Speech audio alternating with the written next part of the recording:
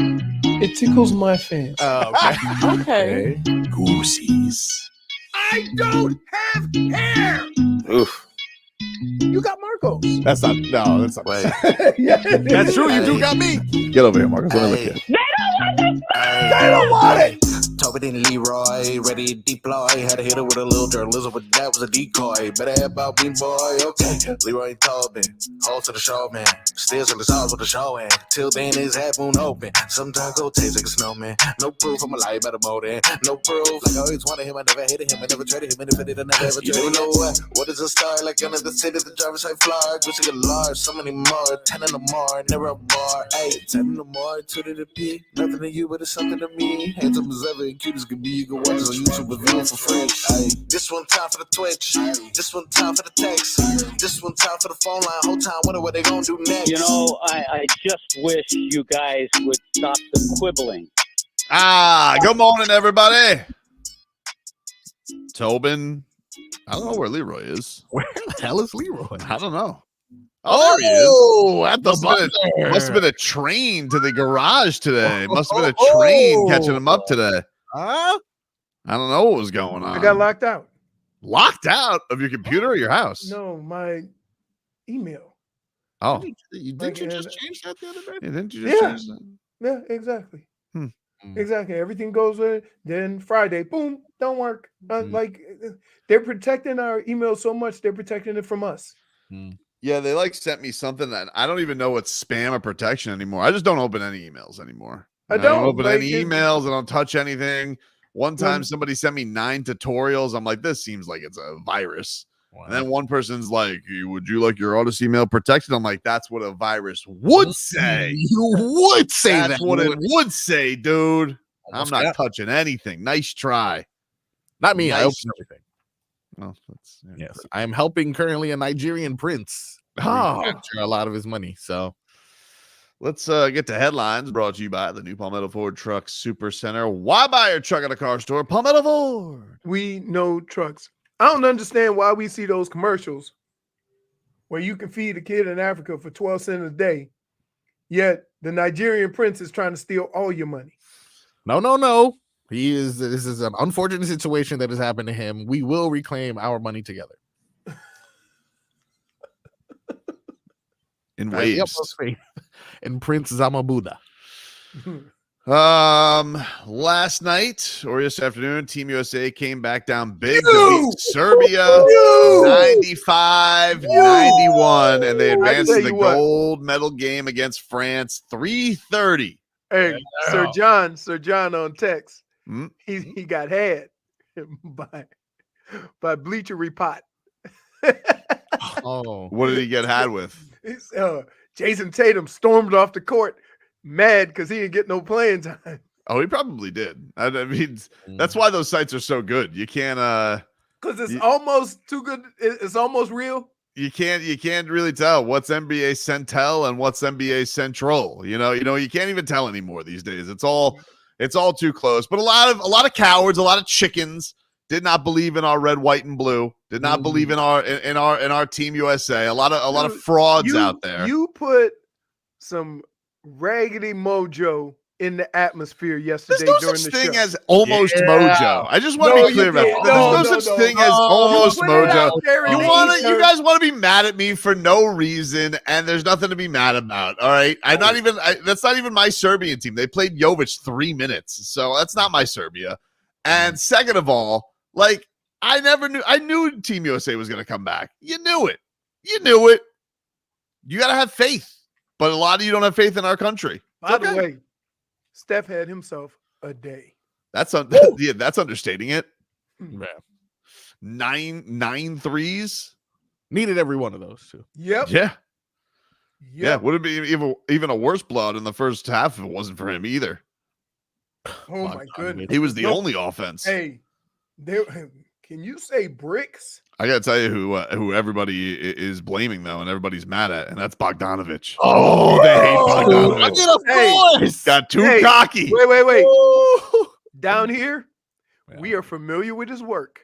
Bogdanović sitting there, and I don't know, I was so taken aback by his aggressive trash talk at Carmelo Anthony. I was like, were they teammates? Why is he yelling at, like, did Carmelo say something to him? What happened? Why does he feel the need to go after? Why did he feel the need to go after Carmelo? And I know Carmelo's a decorated Olympian. I'm sure they've crossed paths multiple times, but to single him out as he's on the sideline, it was weird. What the hell are you doing? What? He goes, how about this, brate? 3 to hit. Yeah. I understand. Get it. He was not happy, and he was bitching about the officiating afterwards. Oh, that's his baby. You don't mess with Carmelo. Come on, man. Everybody was there. Wade was calling the game. LeBron was on the court. Melo on the sidelines. You can't do that when they're all in the same area. It was blatant disrespect they felt from Bogdon Bogdonović. No. That's what happened. Too much. He was like, how dare you say that to Carmelo? Did he just do 3 to that? He just did 3 to that. That was so strange. You like this body? He did a lot of threes to the head. Look at this. I could have swore that he hit more than 3 threes. That was it? Only 3? Yeah. Oh, and he was going crazy. He was going crazy, dude. He was going crazy for Serbia. Fun game though. Fun. Oh, for sure.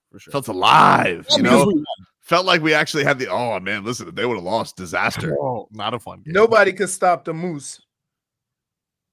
Oh my goodness. And can I just say this? I don't care how good they say Joel Embiid is.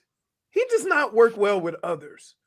Like he can't get the little bounce pass. Everybody know get out of Steph way. Let Steph do Steph. He's running over Steph. I genuinely did think though on that pump fake dunk that he had and he fell, I thought it was over for him. I was like, he's out for the year. I thought for sure as soon as he fell, I was like, oh man. I shouted at my television, ACL. Yeah. Immediately. It just looks like too much weight coming down. I didn't think that he could support it. Yeah, it really does. He looks awkward. He's always falling. Crazy. Ate him 0 minutes. Woo! That's good. That's a cherry on top for that. That was the other thing too. Like they needed them to win because then we would have heard from the Sully and Murphs all summer. You see, you should have played Tatum. Oh my god, yeah, true. That would have maybe been worse than Noah Lyles trash talk to Team USA. Yeah, all was the things needed that. Yeah, needed it. They're gonna kill France. I mean, that was the one scare. That's it. Sorry, France. Yeah, absolutely. Rude awakening coming up for Paris. Everyone's in for it. Sorry. But it was so much fun. Steph was awesome. LeBron was awesome. Joel Embiid was awesome. Got to give props where props is due. Did you see when LeBron decided he was going to the basket? Like, all right, big fella, go ahead on through. Yep. He should keep I don't know why.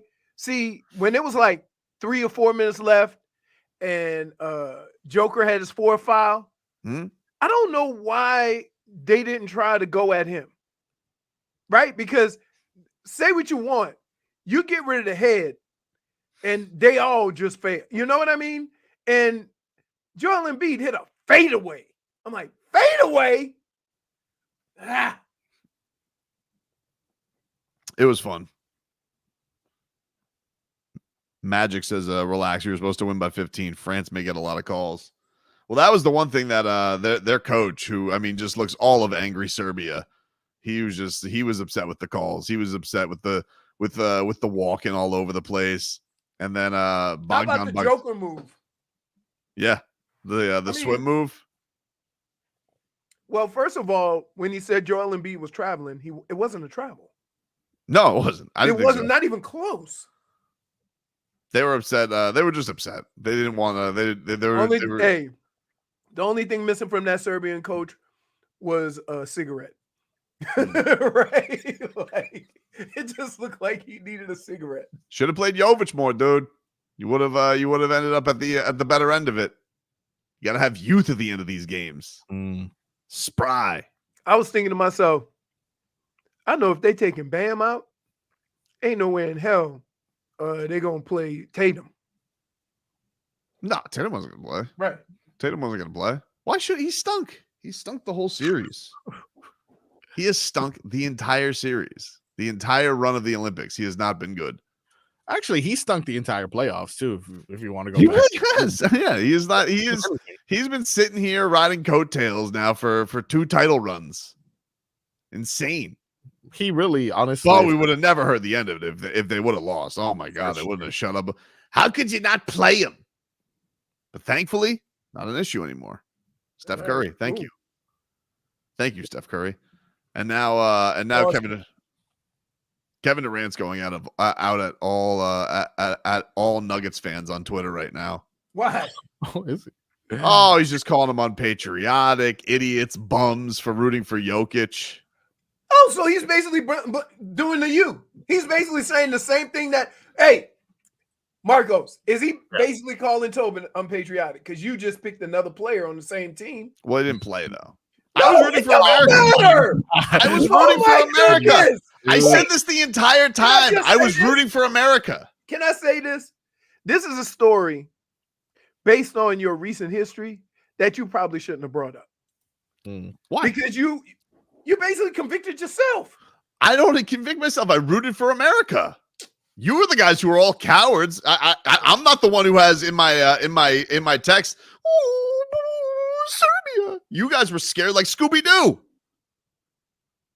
And everybody was in my mentions. This is your fault. I knew they were going to come back. You want to know why? It's our game. It's our game. This is our time. Serbia, nice try. Plus, they didn't play Jovic. Screw him. That's really why. Because they didn't play your boy. If they would have played him, it would have been more of a conflicting feeling. But they didn't. Hard to say. Guess we'll never know. Guess we'll Here never we know. go. Guess we'll never know. Another swim move by Tobin. Not a swim move. It's the facts. It's the facts. He sits here. They're like, Hey, ooh. Can I tell you something? All I need to do is if you were a pass rusher going against the truth every time, you'd be a Hall of Famer. Dude, all I needed to do was hear Eric Spoelstra at the at halftime. I knew they had it in the bag. I knew it. Wow, what did he say at halftime? Because he's just like, this is hard. We got to get down. This is what it's all about. I'm like, the classic Spo. They're gonna get this. Classic Spo. Classic Spo. This is not easy. It's supposed to be hard. This is where you feel alive. I'm like, we're in. We got this. Hey, We got this. I have never met a man under the most crucial situations be so nonchalant by his comments, right? Hey. I'm not nonchalant. No, I'm not talking about you. I'm talking about Spo. Oh. Hey, did you guys think this is hard? We're playing for a gold medal. Like, okay. That's the beauty of it. It's supposed to be. But everybody's sitting here. Ooh, No, not everybody. Listen, you earned it. No, I didn't earn anything. I told you I was rooting for America the entire time, except when Serbia plays. I was rooting for Serbia against everybody else except America. That's it. Not that hard. I will root for them against Germany. They should play Jovic more, though, if they want a chance. Jeez. Just saying. I thought Joker was going to play the whole game. Because they coach don't like everybody else. Once he's out of the game, other team goes on a little run ski. Anyway, Dolphins open up preseason play tonight against the Atlanta Falcons at 7:00 from Hard Rock Stadium. Yeah, are you going? No, I'm hosting from 3 to 7. I'm doing 8 hours of radio today. I'm going. What the hell would I want to go for that for? Okay, all right, simple no. To watch Mike White? I wish Mike White no success. Wow, you think he's going to get a majority of the playing time today? First half. He's going against, I mean, like, he could get the majority of the playing time. He's going against arguably the greatest preseason quarterback of our time in Skylar Thompson. Skylar Thompson is Joe Montana in the preseason. Good luck. Yeah. This is fun. It's true. Yeah. Guy puts up numbers in the preseason. He does. Hopefully my boy Easy E can touch the field. I know he's been banged He's up. been hurt. He's been hurt, dude. I don't think he's playing. Dude, Not- I can't, in all honesty, I cannot remember except when I got hurt in a game. Ever remember missing practice because I was hurt? Dude, what? These Dolphins, I mean, they like, if you have a tickle in your throat, they're like, nah, sit out practice. I know. It's ridiculous. Nobody practices. Everybody's sitting here. They're like, oh, let's make evaluations on the Dolphins. I'm like, how? Half the team is out. And then more than half of them aren't playing today. But football is happening. Be excited. Yeah. Football stuff is happening today on a screen. Yeah, there are still things to watch. If you're not watching quarterback, I got to see how fast new Cheetah is. The fourth Jalen, right? Yeah. I want to see how fast he is for sure. We have a pretty deep backfield. I know Mostert's probably not going to Jobs are on the line. I missed I was watching the Olympics for one thing. What's that? Was it the hurdles? The steeplechase. There was an American, and I didn't even know. I missed it. I didn't even get the. I don't know what you're talking about. What the hell's a steeplechase? You don't know what steeplechase is in Olympics? Nope. Oh my god! You know when they run around the track and they jump in the water? No, I don't. You've never seen? You probably, now that I'm looking at it. Are you referring to Nickelodeon's Guts? Dude, now I have never wanted to punch you in your bozo more than now. Why? It is an Olympic steeplechase. Dude, you gotta get off Peacock. All right, you're making up sports now. You've been doing a lot. Okay, pull it up, Frog Boy, and then apologize to me. I'm not gonna apologize. I'm not saying you're making things up. I'm just like, this is the Olympics you're watching. I'm like, nobody. It's a track event. It's a track event. Who the hell tunes in for the steeplechase? It's a fake track event, though. Like, you're adding in a random puddle every meter. And no, they do hurdles, puddle. Yeah, thanks. Dude. A lot of different things. This is Nickelodeon. Yeah, Legends of the Hidden Temple. It's double there. All right, I got you. This is, I'm not gonna lie to you. This is, but less slime. That's the problem. If this thing had more slime potentially, then it'd be a little bit cooler. Yeah, look, this is a side picture of everyone jumping over into this puddle here. That's the dumbest sport I've ever seen in my life. You want to watch that? No, only because they did a story on the American Run, and I wanted to see if she was going to win. That's the dumbest sport. Leroy can just get tricked by Bob Costas. Yeah, it is. It does look like a pretty dumb sport, though, Leroy. So, okay, did we win? Did you see anything cool at the very least? Because I watched the 200. I watched. You guys amazed, by the way, that Leroy went full meal first segment when he had all of breakfast time to get his sandwich down? I would have ate sooner. Guess what happened to me? So not breakfast. I went to Publix, right?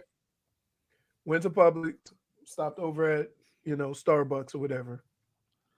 And the lady is in the cart on the other side or right next to me on the other side of the parking lot. Now, you know how you just know something is going to happen, right? I'm looking at this lady. She's trying to stop her cart and go and open her front door, right? And I'm like, you can't sit the cart there. I'm just saying to myself, you can't sit the cart there because the lane is sloped. So she tries, it starts rolling. She tries, it starts rolling. She turns it sideways, it stops. She goes in front of her cart, and her cart starts rolling at my car. So I grabbed the cart. I'm like, ma'am, you tried 3 times. It wasn't happening. And her reply to me was, well, I didn't build the damn street. She makes a good point. What does that have to do with you letting your cart hit my car? Why'd you bother her, dude? She didn't build the street. They didn't build the damn street. Would you become the Publix police all of a No, sudden? her cart was back going towards my car. Yeah, but it wasn't her fault. She didn't build the sloped street. I don't understand. All right. You wanted to do. Okay. I hate you guys. I'm like, I really hate you guys because, see, I don't wish bad on nobody, but I wish some of this crap would happen to you. Like, you get a car, you love your car, and some knucklehead on the other side of the parking lot just let their cart just ram it in the back. Sounds like you had a Publix people chase. Huh? Come on. Point for Tobin. Take a break. Back after this.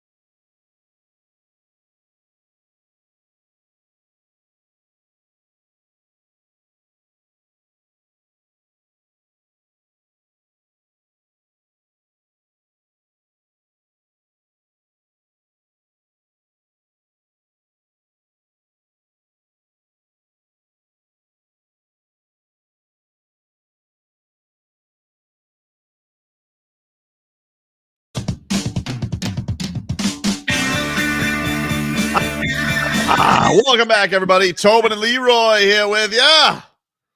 560 WQAM. Frog Boy is back today as we are here on a Friday. It is a game day. Game Day Uncensored comes your way today, 3 p.m., 3 to 7. Myself and Solana will get you set for Dolphins Falcons, game 1. Nice. What can we expect from this season of Game Day Uncensored, dude? We have some more surprises, I believe, that will be up our sleeve. That is not set for preseason game number 1. We always, but it will be, I believe, in play by the time the regular season happens. But for today, we will go over a bevy of topics, Frog Boy, that have gotten us through the summer, from contract drama to bully talk to position battles. All happening for us, baby. Yeah. It is all happening. Is there a rookie you're most excited to see tonight, though, Frog Boy? Is it Chop Robinson? I do. Is it Jalen Wright? Or is it the great Paul of Miami? Oh, he's big. I tried that. It's a giant. Someone didn't like that. Someone told me it was not good. Why? I like it. I like it. They didn't like it. They didn't like it. But then they tried to sell me. Who didn't like it? I don't want to mention any names. Nah, mention names. Name Luis Diaz. He doesn't know What comedy. does he know? What does he know, dude? What does he know about comedy? What does he know, dude? Yeah. That's a great name. I thought it was good. But Wow. I am looking forward to seeing some Ethan Bonner time. Yeah. I want to see some Mike Harley reunion in Miami. Really? You know, I want to see. Does he still He just got here. He might not play that much. That sucks. I'm here for one man and one man alone. Who's that? Storm Duck. Oh, how could I forget? Storm Duck, dude. That's who I'm here. I want to see Storm Duck come out there and make a name for himself. Yeah. I mean, obviously, he has already a very cool name, objectively, but, make a preseason name for himself. Yeah. Because, preseason's kind of whack. I was like looking back yesterday. I was like, hey, who's good in preseason? And then I remember last year, I was like, oh, yeah, it was like the Savon Ahmed show. Savon Ahmed had a great preseason. Such a great preseason. We all thought he was getting cut. And then he was like, it was pretty good. So he didn't get cut. The year before that, it was Skylar Thompson and Erica Zukama. So I'm like, all right, I don't know how much I'm going to enjoy tonight, but we'll see. Here's the problem. And one of the things you have to figure out. How good are you if your only success is against guys that aren't going to be in the NFL? You see what I mean? Not really. You're comparing their success not against NFL players, but the guys that... Oh, like grocery baggers is what you're saying. Like guys who are on the fringe. Yeah, I don't know. I don't know how you're supposed to tell. Right. And so that's why you can see a guy do really well and not... We had a guy on our team that we almost got mad when he got cut. And it would happen every year, and then they'd bring him back at the end of the year, and then he'd have like 5 touchdowns in 3 weeks. Every year. You know who that was? Who? Keenan McCardle. Oh. And then they put him in the expansion draft, and then he went on to Jacksonville and balled out. But it was a weird thing that as a player, you're looking at this guy because he wasn't fast, right? He was one of those guys that was a tactician running routes and could catch the hell out of the football. And when you watch football, all these coaches and GMs, they want to see separation. They want to see this. They want to see you make guys miss. And they sometimes overlook these basic qualities of playing that position. D Sizzle says Skylar Thompson must be Buffalo in a snow game. Tua hasn't been close to beating Buffalo in the cold. I feel like he's missing game. I don't feel like, did it snow during that playoff game against Buffalo? And I believe Tua actually did play against Buffalo in the snow and did almost beat them. But whatever. I feel like you're mixing snow games. Whatever, we tell the story to make our point. We don't always tell the story to let people know the facts. Yeah, I don't think those are facts. I don't think D Sizzle's selling facts. 21.9 QBR, like 2 interceptions. It was cold, but I'm looking at the game right now. I'm fast forwarding through everything. I'm in the third quarter, not a drop of snow. No, I don't think it snowed. Yeah. Was this the one where I can't tell if this is, again, I could be mixing up games, but I do feel like one of these games there was like a threat that there was going to be so much snow. But no, I think the game that snowed was the night game that they almost won. It was a really close game 2 years ago. And then I think it was the game before Christmas. Yeah, but not snow in that playoff game. Yeah, no Christmas game for the Heat. For the Heat? No. For this year. Because it's they play on 29th. So there is a Christmas game this year, though. There is. Is that Christmas Day? It's Thursday. Christmas on Thursday. I think it's a Wednesday. No, Wednesday. It's weird. Christmas on Wednesday. Yeah. Wow, that sucks. Diesel goes, Christmas in the middle of the week. How are we gonna do this? Diesel goes, well, it was very cold. All right. You're lashing out. That's like you're lashing out because your reality is off. So wait, so it's the worst day for New Year's and Christmas, right? Middle of the week, or do you just take both those weeks off? You just cancel the week. The whole week's gone. Sorry, cancel it. No. So we see y'all on about the 5th. Yeah. Let's see. Luis says, looking forward to seeing Malik Washington and Chop Robinson. Yeah, I would say the most important players tomorrow and in the next game are going to be your young defensive players. Tonight. Your young defensive players. Mm-hmm. I think that all you need to see is something that would lead you to believe, okay, he's going to contribute. They're going to play pretty bland defense tonight, right? Though, because everybody's saying but still, they're going to mix it up at all. No, it's still rushing the passer and getting blocked. So you would be able to tell. It's still setting the edge. It's still there's basic fundamental stuff that you can excel at. Yeah, without it having to trick up the whole defense so you can be free. Let's see. Malik Washington, I think will ball. Everybody loves Malik Washington. He's been the talk this week. We haven't mentioned like no time this camp. Who? Sieler. Because he just does what he does, dude. Right? Isn't that crazy? Like, when have we talked about Sieler? None, never. Sieler it on up. No. I don't even think he plays tonight, right? Like, he's too good for that. No, it's not a matter of too good. You don't need preseason. Well, you can't sit all of them. Nah. Well, he ain't scared of injury. Zach Sieler's man's man. Yeah. Man.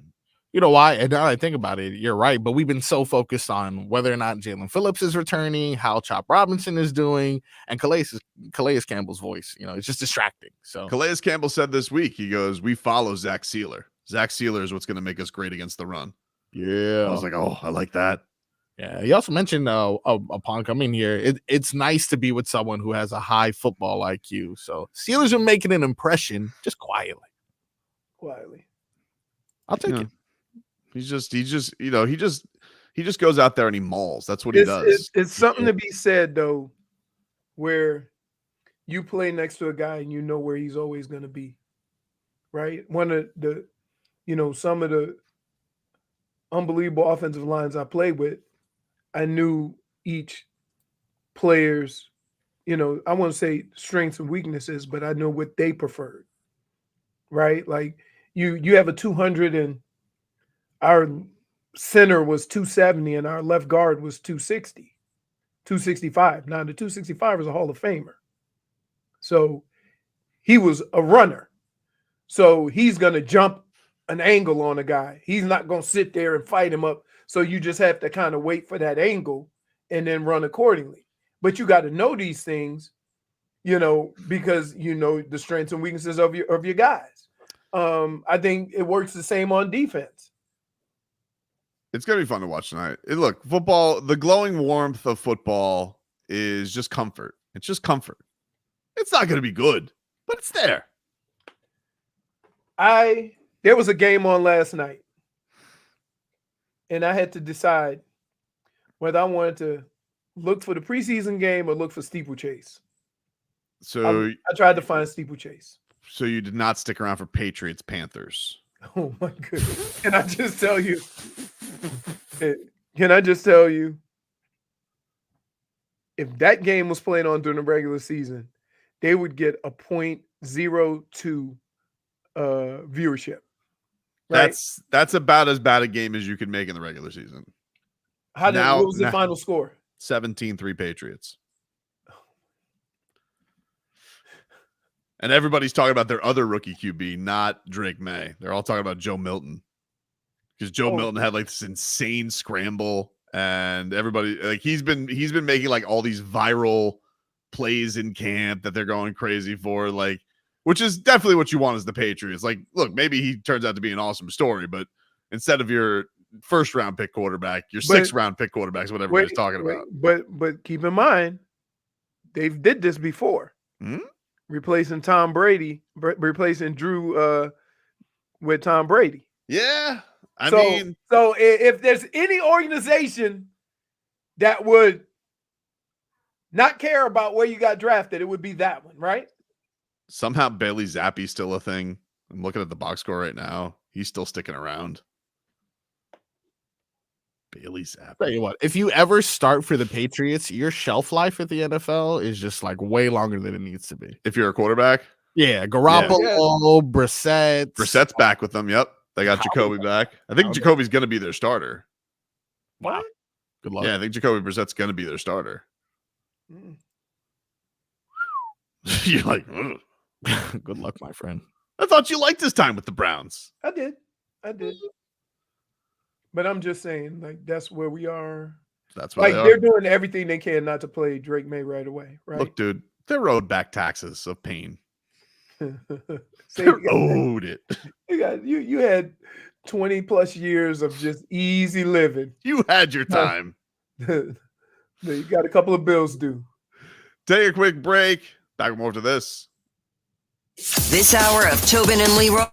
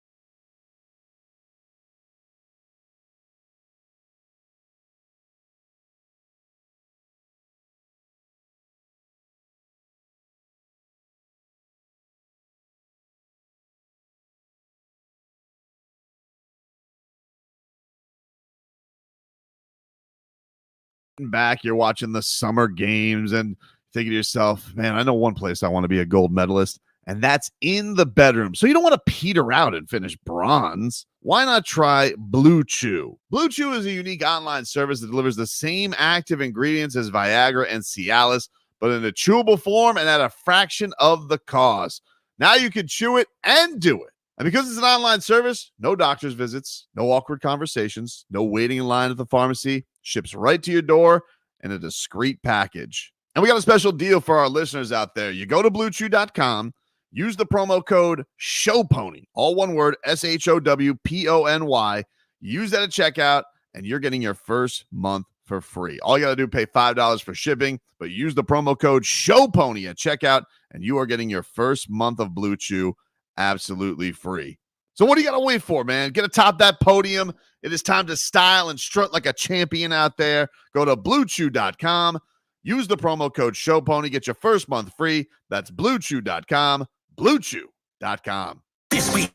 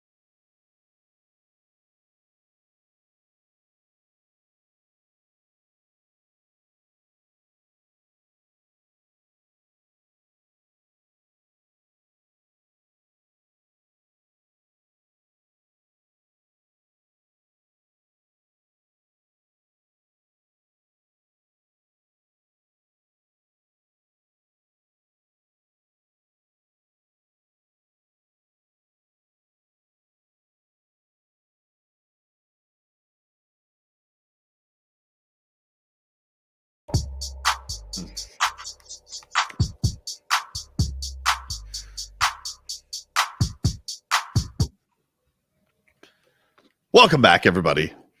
Tobin and Leroy here with you. 560 WQAM. Take you guys up until 2 here on the program. What? What are you laughing at? Tobin also comes with a salt lick. Schmeathan says the promo code should have been teaser horse. Just letting you guys know. Listen, if you want to try Blue Chew and you're not sure, use the promo code SHOWPONY. What do you got to lose? Free. Month supply. Show pony. What? For show poniness. Show pony. Oh, That's how it is, Mike. Use that at checkout. BlueChew.com. Dane South says it's Screw Chew.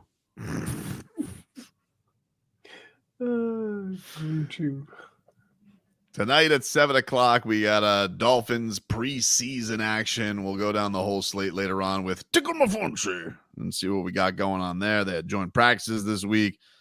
Not bloody likely you're going to see Tua out there. It'd be a big old QB battle. But as Leroy said, we're excited to see what this defense brings. Anthony Weaver to the table. And Calais Campbell this week said... there's one of two things. Here's what you will always experience in camp, and this is what you get told every camp. You're going to play a preseason game where they blitz the hell out of you. If you don't pick it up, you will see it all year. So you better be ready. Oof. Right. Scary. Now, defensively, they're going to try some stuff just to put it out there so every team thinks that you can do it, that you're going to do it. You might see 11-man up. You might see the safeties all the way down. All kind of crazy stuff once or twice. Because when you watch film the first couple of weeks of the season, all you have is last year. And all the teams that play the Dolphins are going to look at Baltimore film. Raven stuff. Yeah, right. Right. So you're going to get an idea of, do they have the same players? Do they have the same type of skill set? And so you're going to use that. This was Calais Campbell earlier in the week, says he thinks the defense can be special because we got Zach Sieler. That's what we've been working on, every day. This defense that, we're in, is built on stopping the run and then, creating pressure through different blitzes and different things. And then, I think, we've been a D-line, at heart playing D-line for all his career. He lets us rush forward a little bit so we can get a little more opportunity to hit the quarterback. But, this defense is I think, is special. We got, Zach Sieler leading the way, and up front. He just sets the tone, and we all kind of follow suit, and we go out there and we ball. Oh, that's Goosey's right there, dude. That'd be the first time in his life he's ever said he's following somebody else. Right. As a Giant. For sure. That's why it's Goosey's, because it's like, oh, Zach Sieler, face of the defense. Goosey's. I mean, probably Jalen Ramsey is the face of the defense. He talks the most, but Zach Sieler, he is the Jalen Ramsey up front. Jalen Ramsey can't be Jalen Ramsey without those guys up front. That's very a true. Fact. That's a fact. A lot of times when you see your secondary having some issues, just do this. Look at how long they gave him to throw the football, and realize you can't cover nobody 50-yard on a 50-yard wide field, 50 yards deep, when no matter who you drop in 5 seconds. You can't do it. One has to wonder, does Zach Sieler ever have any time to pamper himself and relax? Because I saw on his Instagram, he's like already changing oil. This is a very rich man, but he's still changing his own oil because he grew up as a mechanic in college. So does he ever get sick of just being such a man? But that might be his way of getting quiet time. You think so? Yeah. He's just sitting under the ears. Yeah. He goes, this is where I get my peace, in the engine. Yeah. Like you go out back with Sonny Bunny and run around, chase a couple of iguanas. You know what I mean? Yeah, but I feel like he does that too. Like I'm pretty sure that he's going to be in the Python challenge, and like he's going to be out there wrangling Burmese pythons, because that's what Zach Sieler does. You know what I do when I need quiet time, and I know nobody's going to talk to me. I know that. I go get my pressure cleaner, and I hook it up, and I pressure clean my backyard. Yeah. Nobody want to do that, so they ain't gonna bother me. I have my headphones on, and I'm just like out there, just whatever. So you think he's like out there with his like his little Bluetooth speaker, listening to some country music? Right? Yeah. Underneath the car. I'm out here mauling old linemen, sealing it on up. Is he recording his own music? I think his baby's only 6 months old. I'm sure that baby's already handing him a monkey wrench. Yeah, for sure. I'm pretty sure when you're Zach Sieler's baby, you could change a tire by the time you can walk. on this little play set. Yeah, for sure, dude. Like this guy's such a man. It's ridiculous. The only thing that he probably misses, the only thing that he probably hates about Florida is that the fact he's like, no trees to chop down for firewood. Because that's the only thing that he's missing in his life right now. Yeah, sure. Up in the middle of Michigan. Yeah, he's like, sure missed that about Michigan, when we had to go cut our own lumber. Central Michigan. It is in the middle of nowhere. Schmeathan says Sieler's baby wears flannel diapers. Stylish. Hold on.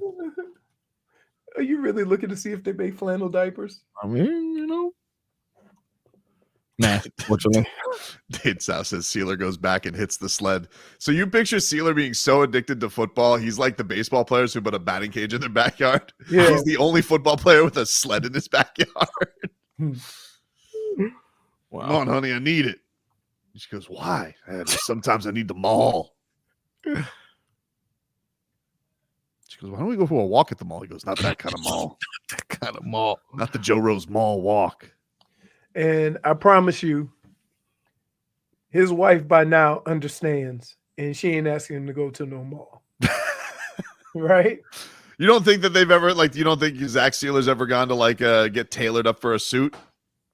Yeah. Or does he just go Canadian tuxedo? You got to wear a suit. There's times you got to wear a suit. Not him, though. Or he doesn't wear the tie. If he wears a suit, he's like, I'm not wearing it. When I was in Carolina, they made you wear a tie. Got mad. You didn't have a tie on. Carolina, they did? Yeah. Did they charge you for the tie? No, it's your own tie. Dude. No, they charge you for everything else. Yeah. No. What is it, Al Golden? Get out of here, dude. You know, It was cool though, because you practiced in the same stadium that you played in. RVA Richard says Sieler has bears on the property, makes them tap out. Tap machine. I can see Zach Sieler having a dog, but the dog is actually a bear. Come on, Yogi. You were much tougher yesterday. I need to work. A bear he just refers to as his dog. People are like, no, this is a bear, right? Like, he goes, he asked Mike McDaniel, he goes, hey, can I bring my dog to the office? He goes, oh yeah, sure. You know, we do that from time to time. The dog is a bear. It's a bear. Dolphins On a leash.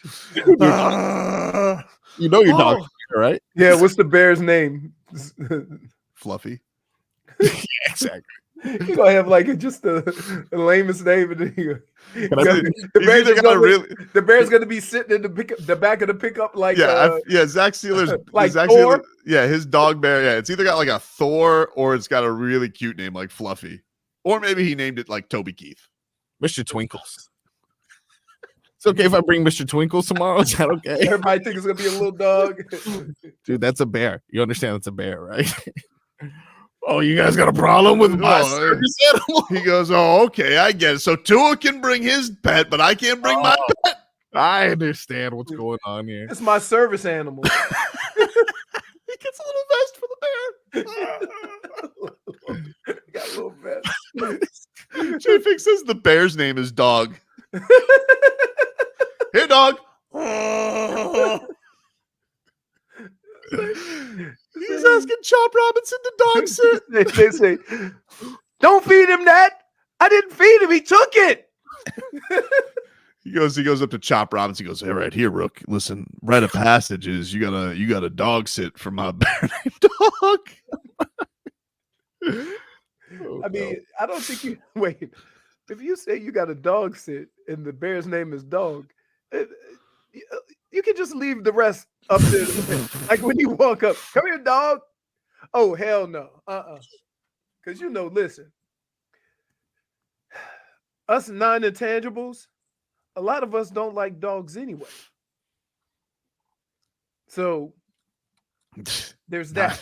Not you though, dude. You got more dogs than a damn Greyhound track. Oh my goodness, dude. And not small. Huh? And not small. You actually had a variety of size dogs. I got one little one, but Dre is already not being able to fit in some spots he could fit in, and he's getting annoyed. Dade South says Sieler practices the swim move on the bear. My Oreo's the same size as Scooby. He just got more hair. Scooby just gives more side eye. Oh yeah. Croquette the King says zero doubt that Sieler has a gator pool in his backyard so he could wrestle him in the off season. So his house has a lake and a boat. You got the boat in. No, I definitely see him like going and catching reptiles, but using them for skin, so he has a new wallet. Just So like hands them out. he's definitely gonna be snake hunting. Yeah, he's definitely handing them out to the D line group as gifts. He goes, "What are these guys? Oh, Burmese Python wallets." My roommate, More Python wallets. My roommate, my second year, my first year, 2 years. His name was Stephen Braggs. He actually played down here. He invited me to Texas because he was from Texas. He said, "Why don't you come over to Texas? We'll do some golfing, and then we'll do what I want to do." He said, "What's that?" "Oh, we go out and catch rattlesnakes." I said, "Excuse me?" He said, "No, they don't bite you. You put these boots on with the steel calves on. They don't even bite." I said, "Is that the limit to their vertical?" I'm like, so like he said, "What do you grab?" He said, "No, you just put them in the thing and then throw them in the bag, and we'll take care of them later." They would take care of them what? Kill them and skin them. I said, "Oh no." I said, "No, dude." I'm like, what are you doing? Take a break. All kind of TV, seeing people playing your little rattlesnake games that's in the hospital, swole up with a black hand because they like, no, Oh, you didn't have the anti-venom? No, but you know what's crazy about that? If you get bit by something, you got to kill the animal and bring it so they give you the right anti-venom. Or you got to know what it was. Yeah, for sure. Or you got to know what it was, and you got to be right. Yeah. No, I ain't that Don't good lose. I ain't that good at animals. So no. Take a break. Back after this.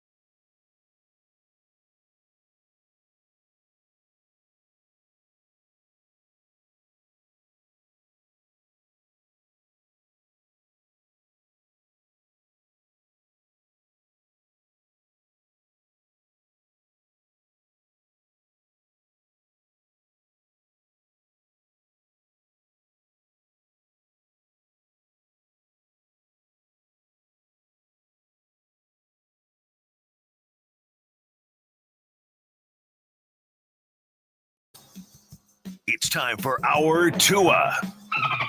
It's our Tua. It's our Tua. It's our Tua. Tua, Tua, Tua.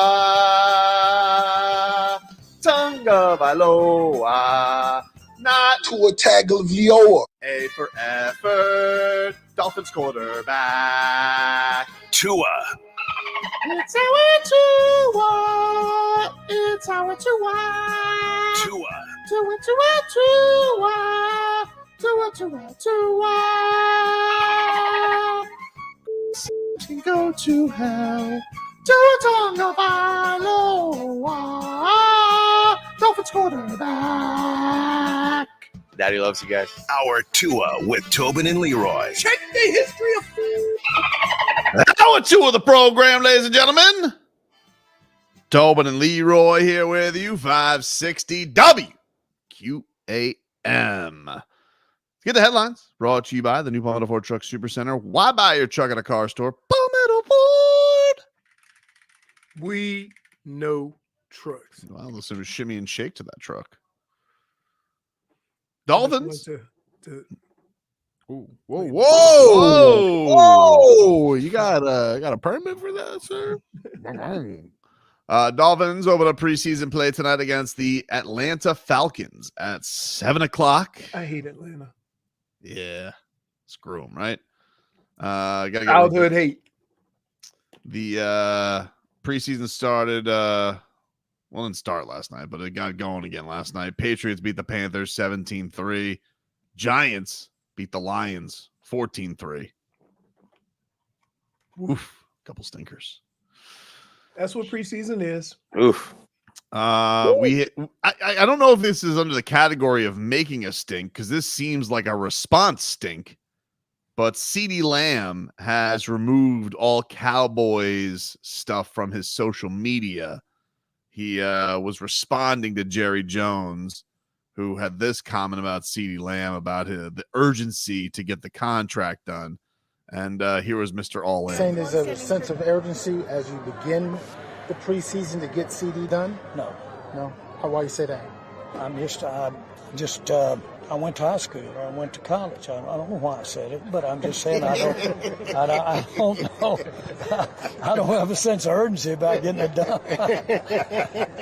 Pick any reason you want. I was at Nobu 2 days ago. Give that as a reason. Wow. I think he's been a little bit more unhinged. Can I say this? The old get unhinged. Can I say this? This team is going to hell in a handbasket. Oh, dude.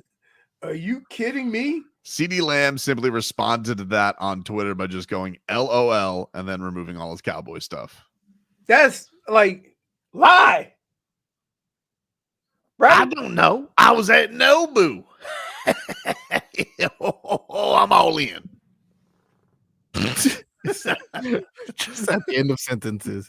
By the way, I'm all in. I'm all in. Really. Hey, but that's the guy. Like, he really was on a swerve. He's like, he wasn't expecting the daunting follow-up question of why. I know, boo, all in. Hey, so yeah, he don't even care. I guess he don't care, right? The old don't care sometimes. I don't know. But I'm just trying to figure out, okay, that just based on how things have gone with that organization and what he said about doing contracts could either mean one or two things. They have no more money and there's no way they can make it happen. Or he just really don't care. I don't know. Because if that's one of your best players, you at least keep it politically correct, right? Yeah. Is CeeDee Lamb not even in camp? No. Yeah, that's crazy. I don't know. That is crazy. Is this his fourth year or his third year? I think this is going into his fourth. So there's 2 more years. Be tough to give up that money. You know what I mean? That's what makes it hard. If it was a fourth year, I can understand. Fifth year. I'm sorry. This is fifth. Oh, so they already didn't redo it and picked up his fifth year. This is going into his fifth year option. Oh, yeah. Wow. Yeah, he was in Tua's draft. Oh, wow.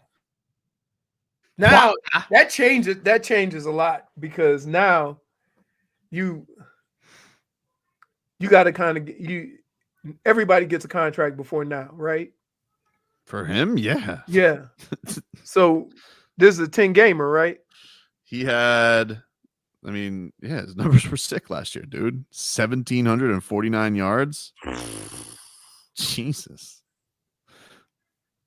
And yeah, it's not good. But that's not a guy you play games with. Nope. That's what I'm saying. That's not a guy you like. He has proven he is one of the reasons why you are where you are. There's one thing Dallas will do.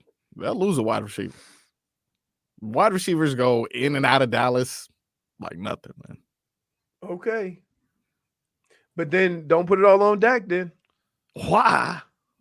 What kind of a question is that? Because I went to high school and I went to college, which means absolutely nothing. No, the thing is, though, with him, like, he is definitely the owner who speaks the most. Like, he loves being in the media. He loves giving his 2 cents. Does a radio, like, how many owners do a radio show every week?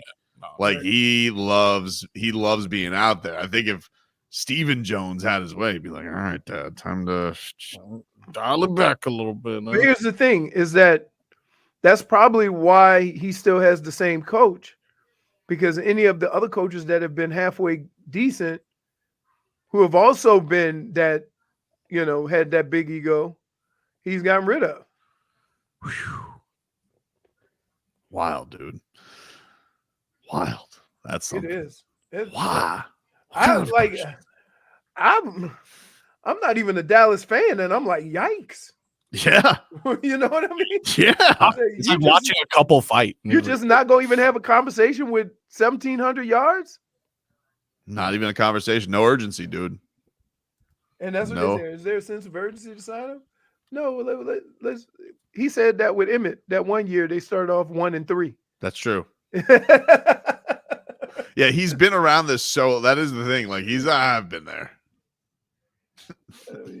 Because that's ultimately what, like, if they did, like, he will just pay. But I think, I don't know, there's something about him. He just wants to feel like he's not getting fleeced. I don't know. But there's no fleecing. Like, you're gonna have the highest paid wide receiver on your team. You're gonna have the highest paid receiver. I mean, I'm sure CeeDee wants to probably be the highest paid receiver in the league. Right. I mean, he was second to Tyreek last year. Right. 17 games to 16, but still, like, nobody else was within 200 yards of him. Oh my goodness.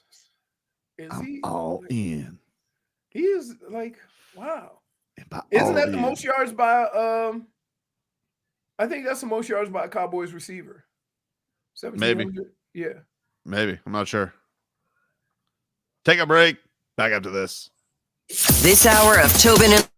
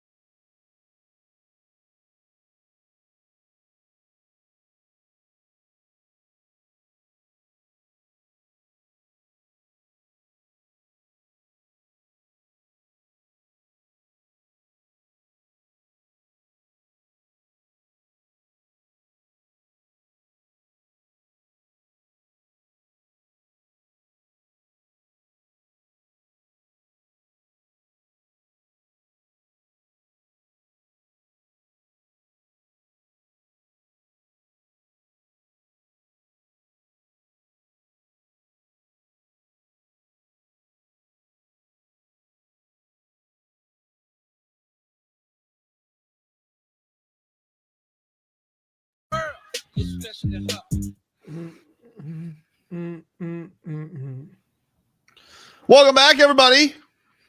Tobin and Leroy. Frog Boy doing your Dallas Cowboys history for you, Leroy. What happened? CeeDee Lamb, most receiving yards ever last year. The next 3 spots, all Michael Irvin. Mm-hmm. Wow. He was good. Playmaker. Mm-hmm. They didn't call him the playmaker for nothing, Marcos. And that was back when they didn't throw the ball. True. He was doing it in college, man. One of the rare players. Sometimes players have like a great college career. They go to the NFL. It's not the same. No, that transferred over. He's one of the all-timers. Yeah, that is true, Marcos. He is one of the all-timers. As is Tyreek Hill. He's 47 though. What a strange number he had in college. That is weird. Yeah, you're right. Because here, especially down here, yeah, they ain't care, dude. They have so much talent. You get what number you get. You don't come here getting the number you want. That's like a safety worst number, though. That's a strange ass number. That is so strange. I've never seen. That's not 80s. That's not single digits. And in college, you could wear whatever you wanted. Yeah. I was fortunate that I wore the same number my whole life until I got to Minnesota. Pretty cool. High school, college, Cleveland, Carolina. Then I got to Minnesota and Herro. You know my boy Herro. Mm-hmm. Herro had 33. He's like, doubt, we can work something out. He was a special team. We can work something out. And my reply was, the player make the number don't make the player. He was trying to get a little sweetener. Yeah. Team USA women, they're about to get going. They are taking on Australia on Peacock. And they will try and roll on. They have also been very dominant at basketball. Mm-hmm. Has the U.S. really been dominant, or they've just been winning? The U.S. men's? They've been smoking everybody up. I mean, like in the Olympics, not the exhibitions. There were a couple of exhibition scares. South Sudan. Yesterday was the first time they actually like had a jolt in them. You know, like they got shook to their core yesterday, dude. That was crazy. Yep. Steph could have had 40 if Embiid would have stayed out of his way. That's true. Goodness. It is cool, though, because Steph hadn't really had that moment all playoffs either. Like everybody, all these all-time greats, like KD had the comeback game. LeBron's obviously had his moments where he's come through for the Team USA. He did yesterday as well. But Steph hadn't really had that moment. And yesterday he was incredible. I mean, and the ball, when he shoots, it just looks pretty, right? Yeah.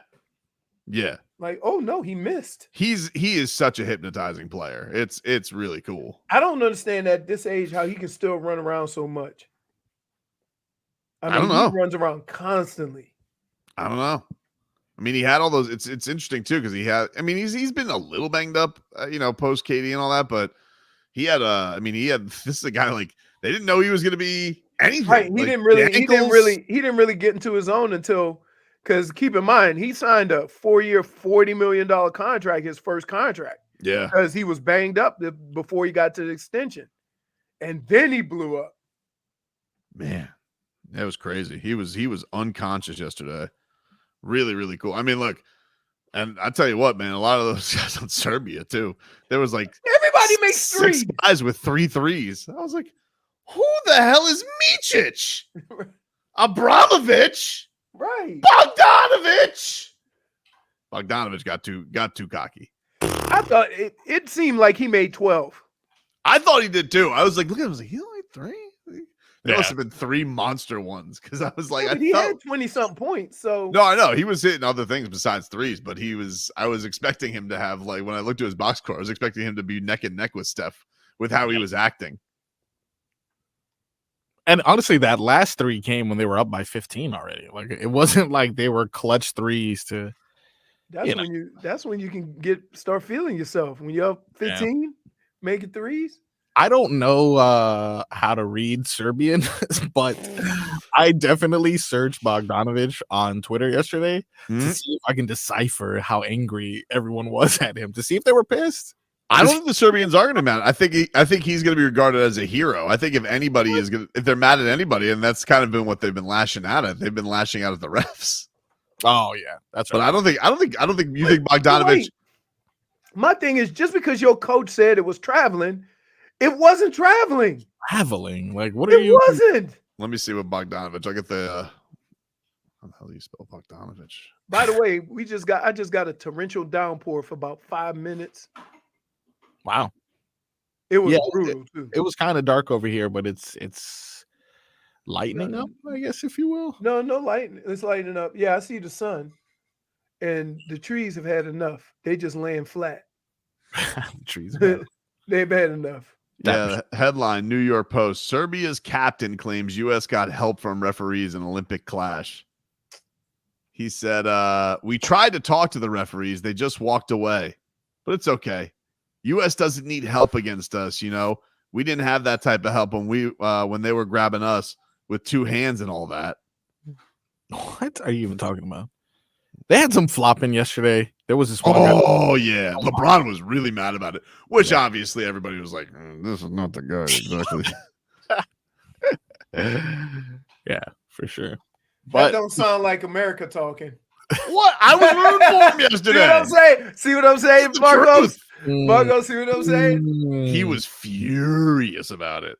Because I tell you what, if that was the Heat, your tone would be totally different. About what? If somebody else was talking about the refs help the Heat, your tone would be totally different. Hard to say. No, it's not hard to say. It's hard to very say. easy to say. It's very easy to say. It is. It's one of those things. Like, look, I'm sure they were very close. That like basketball it's cool how it's grown internationally. That team is very, very good. They were second in the World Cup last year. Now they had Joker back. They were this close to having like a what was going to be a national holiday. It would have been better than the gold medal for them if they would have won that, beating Team USA. Yeah. So, just out of curiosity, everybody's excited football starting for the Dolphins. Yeah. Right? Yeah. We're all going to peruse. Of course. We'll listen. It's your first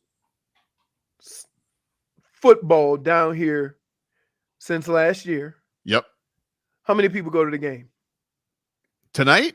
It's on Friday, too. I feel like a lot of people are going to go. Really? Yeah. I'm gonna set the over-under at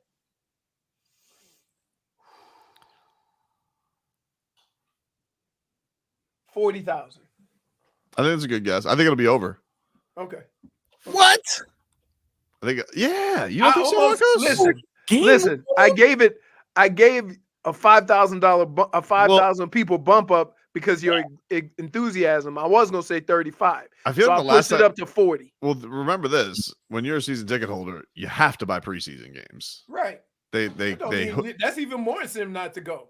I don't think so. I feel like if you're gonna go, you might as well go.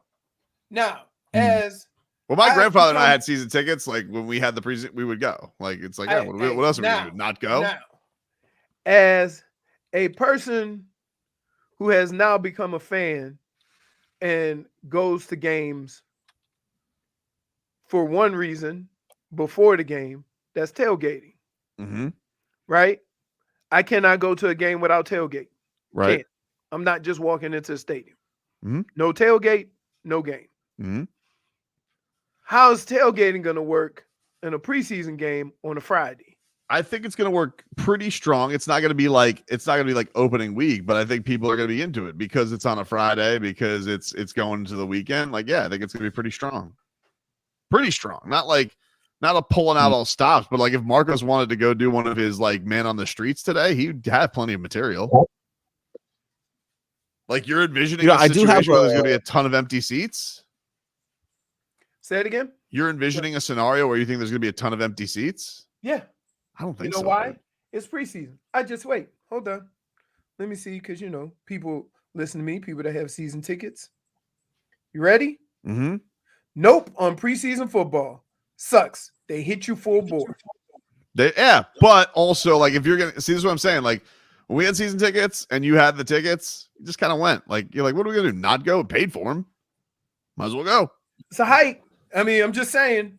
Like, you can't get you don't get the real experience other than the money part. Yeah.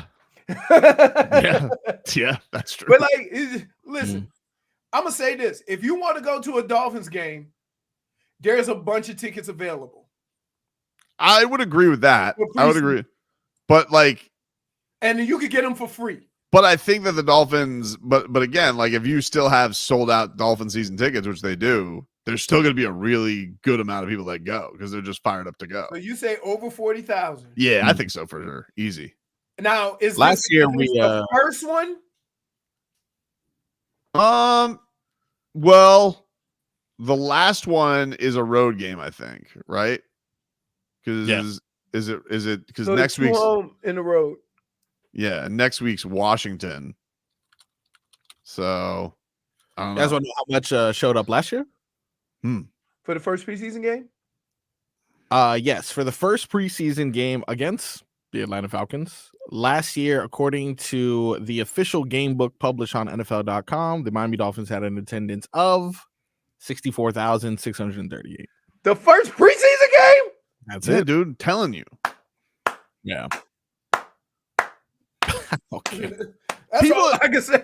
That's all I can say about that. But Leroy, I just think it's like people are starved. They're like, I know. Let's go. That's why. Wow. Even if it just is, even okay, if it's I gotta take that action off the board. Even if you set the number, man. You set the number. Even if tonight is basically a football costume party, it's like people think, oh, football. It just looks like it. Yeah, wow, 64,000. That's sold out. Dude, but I think people are really hyped about this team, man. They are. I know. Listen, you have all the reason in the world to be hyped about this team. Okay, but and keep in mind, this is third year. Okay, last year was last year Mike McDaniel's second year. This is this is his third year. Okay, so we can't even say that. I don't know, man. Oh, wow. You know what I'm interested in regards to the tailgates. And you know nobody's gonna play.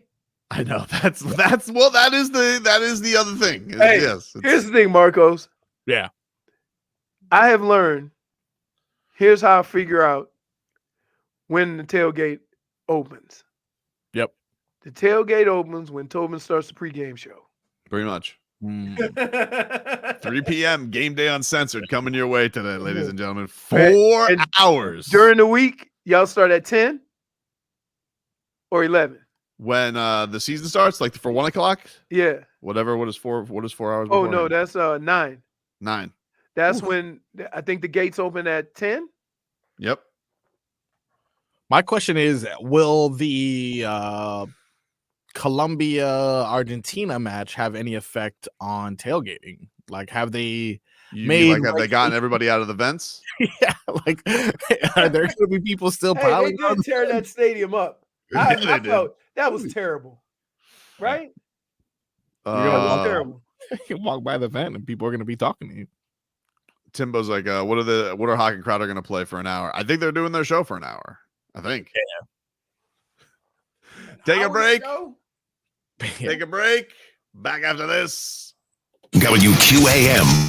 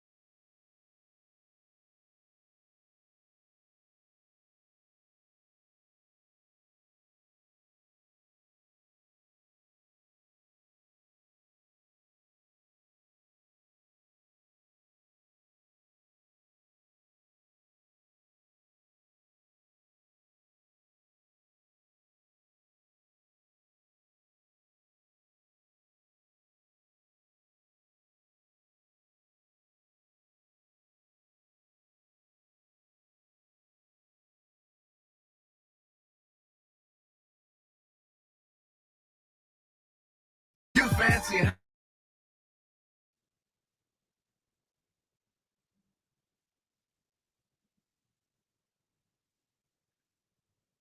From LA to Tokyo.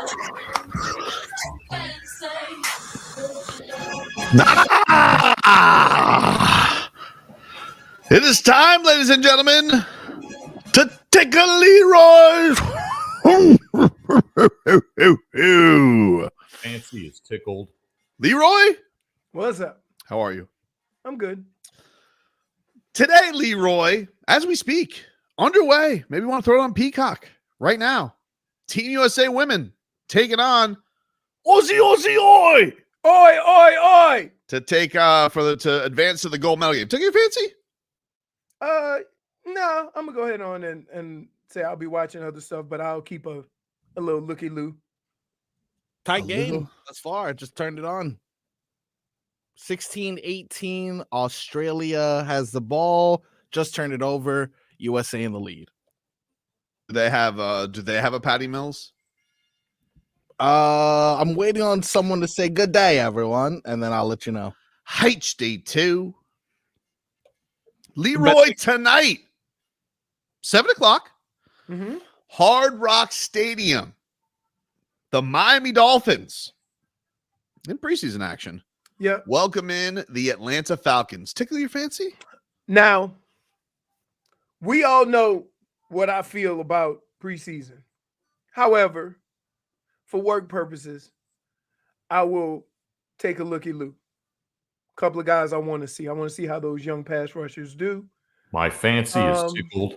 I want to see one of the things that makes an awesome football team is not that your stars play with some urgency, but when you go down the roster and guys who aren't going to even be on the team play with that same type of urgency, knowing what to do, knowing where to be, that's the sign of a good organization. So, like a lot of times I'll just go in and out of a game when different guys are playing to see if the same intensity is there, the same attention to detail is there, and then the same success. You don't necessarily have to have the same success, but if you start seeing the same type of play from the top of your roster to the bottom of your roster, you know you're putting together something special.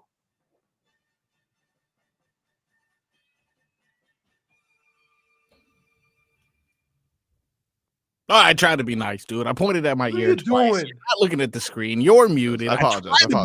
I'm trying to tell you to steal third. I apologize. You. Speaking of stealing third, Leroy, tonight, Whoa! the Miami Marlins Whoa! take on the San Diego Padres. Take your fancy? Let me say this as nicely as I can. Mm-hmm. Stop asking me about the Marlins on Friday. Fancy not tickled. Okay, just stop asking me. Just a couple more Fridays. I mean, Oof. Okay. no more. No more. Take them off the roster. Leroy tonight, Mm-hmm. 7:00. Yep. Texans at Steelers. Ooh. I don't think Russ is playing, right? A lot of people are saying Mr. Unlimited is starting to lose his grip on that starting gig. You knew that was going to happen. We did know that was. They didn't take much of a risk because Denver's paying most of the money. Yep. So, no, I'm not interested. I'm curious. You know what? I'm going to be watching the Dolphins game, but what I am curious about with Justin Fields, is it something as simple as a change of environment? Or is he going to be the same type of quarterback he was in Chicago? That'll be an indication of whether Chicago was right or not. You see what I mean? So if he's doing the same things and you still can't figure him out, or being in a new system with a new organization, with an organization that might approach it kind of like a Mike McDaniel would and give him confidence and what have you, and then he starts flourishing and he looks like a different guy, I'd be interested to see how that works. And maybe more coaches would learn. I think that would be the biggest lesson that maybe Brian Flores would learn, because he is a hell of a coach. But your job is to get the most out of the talent you have, not to discredit the talent. Because on Sunday, they got to play. Very fair. Leroy, Yes. today Mm-hmm. at 1:30. Mm-hmm. The Taekwondo finals. No. Take your fancy? No. Why not? Wow, dude. Can I tell you what screwed me up with this? You watch the stupid adult male hurdles. Like, what are you? Here, hold on. I'm gonna tell you what screwed me up with this. Hmm. And it's partly your fault, Tobin. I believe it. MMA has ruined it for me watching like just regular wrestling, Really? or taekwondo, or judo, or anything like that. Right? Something I should take blame for? Yeah. You got me into the mixed martial arts. Bad influence. Yeah. I think that was how that was going to go. It's your All right, fault. Leroy. Well, what about today at 2:00? Oh, The breakdancing women's final. Whoa! Breakdancing. Olympics. Big sport, Wait. Hold on. Yeah. Just out of spite. Hell no. But let me say this. Fancy not tickled. You're telling me Rough on the women. that we have breakdancing in the Olympics, Yes. but do not have baseball. That's right. Yes. For a Yeah, while, we the had baseball classic, though. You know. the World Baseball Classic. What a time. What a time. And what was better than that? That came down to Mike Trout versus Shohei Ohtani. That was a beautiful ending. I mean, we Mike lost. Trout, by the way, done for the season. Trout? Oh, yeah. Oh my goodness. Not surprised. What in the world? Leroy, tomorrow morning, What time? 8 a.m., Okay. rhythmic gymnastics final. No. Rhythmic on, dude. gymnastics? Tickle your fancy? No. What But I is- just see Fancy somebody out there doing gymnastics to booty music. Hey, I'm listening. No. Rhythmic gymnastics. I gotta see what this is about. You guys are introducing me to. Oh wait, I watch one where they do it with the hula hoop. With a hula hoop. I don't think. Yeah. Hula hoop? Hula hoop. Yeah. All right. Hula hoop. Hooty hoo. They do it with a hula hoop. Yeah. Yes. Gymnastics on the floor, the same thing they do the floor exercise on, Yeah. except with a hula hoop. Leroy, tomorrow at 1:30, Yeah. the women's javelin final. Tickle your fancy? Oh, come on, it's a fine. I tell you what, that final, I'll check it out. I like it when Javelin. that javelin. I threw the javelin. Did you? Yeah, dude. My look, fancy In is college, high school? let me explain to you how this worked. Okay.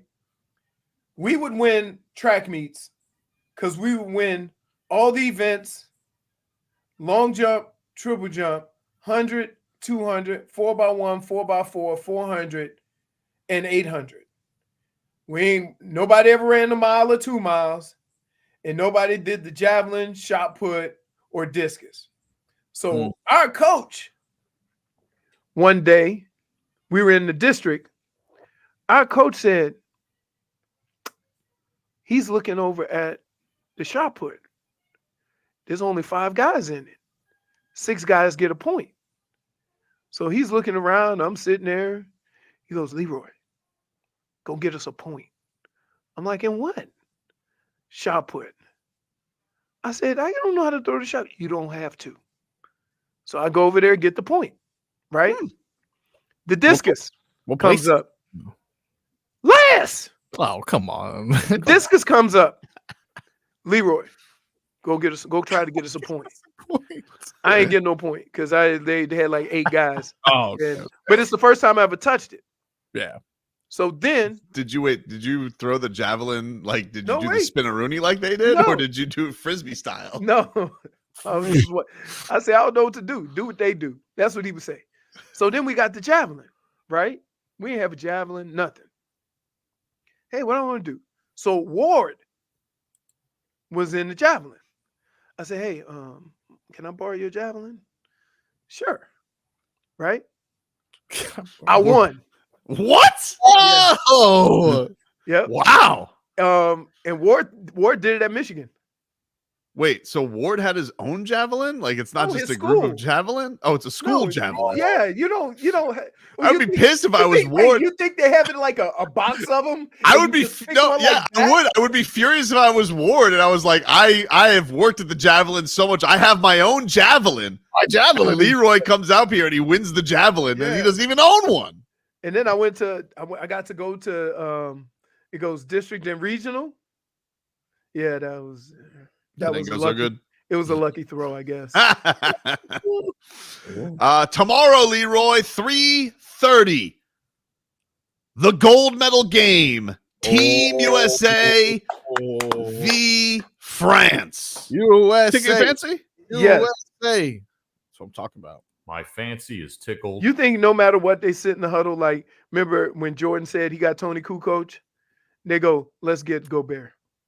I don't think he's going to play. Yeah, he hasn't been playing. Oh, he's going to play.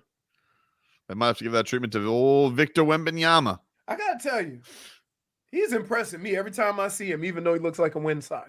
Yep. He can move though, man. Yes, that's what I'm saying. When we watched him down here, I went to the San Antonio game, right? Yeah. He looked like he could barely run. Like his legs didn't support him. Crazy, man. That is Tickle My Fancy. Take a break. More to come on the show. Back after this. Wow.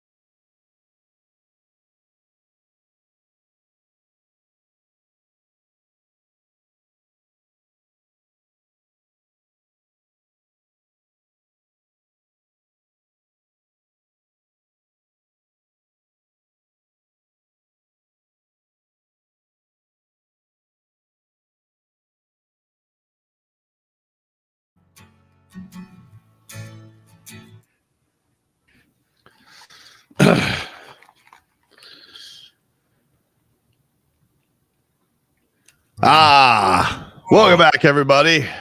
Didn't I just see that Shabuzi has a new squeeze? Oh, does he? I thought he had like a new famous squeeze that he was that he had. I thought I saw that in the gossip pages. Wow, does not waste any time. Emily Ratajkowski. The blurred lines woman. Huh? The what? Blurred lines woman. No, I thought she was I thought she was a tennis player. No, she is a model of that. Nah, she was in Blurred Lines video. She was in Gone Girl. Okay. Emily Ratajkowski. Yes. Oh, naked in Blurred Lines. Well, that's what made Blurred Lines was the nakedness. Never saw the video. JFig says she's always naked. Well, if Shabuzi wants a month free of Blue Chew, all he has to do is go to bluechew.com and use the promo code SHOWPONY. Yeah. Nice. Which is almost like Shabuzi. Yeah. You don't think he can afford his own subscription? If he just wants to dabble, he wants to try it, go to bluechew.com, use the promo code SHOWPONY, gets a month free. I'm a fan. I'm trying to help him out. He's giving me a lot of good music this summer. Yeah. He giving you one good song. No, he's got good songs. You got other songs? I like his album. His album.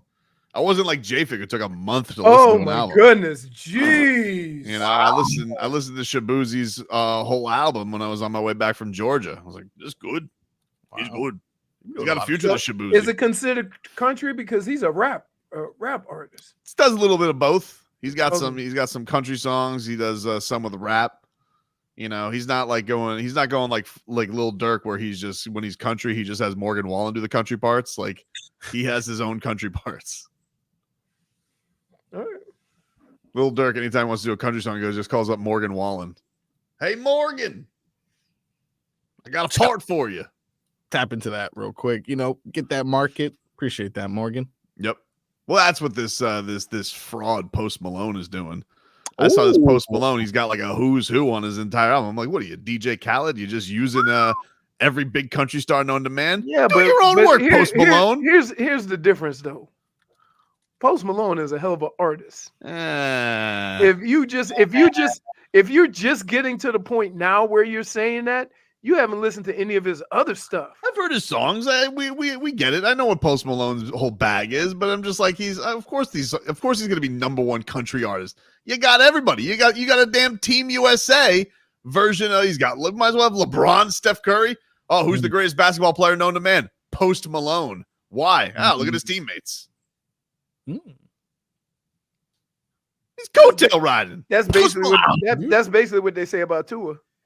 That's what. I was going to say Tatum. You're coming after Post Malone though, of all people. I know, yeah. I need some help. Get some more. We know. Wow.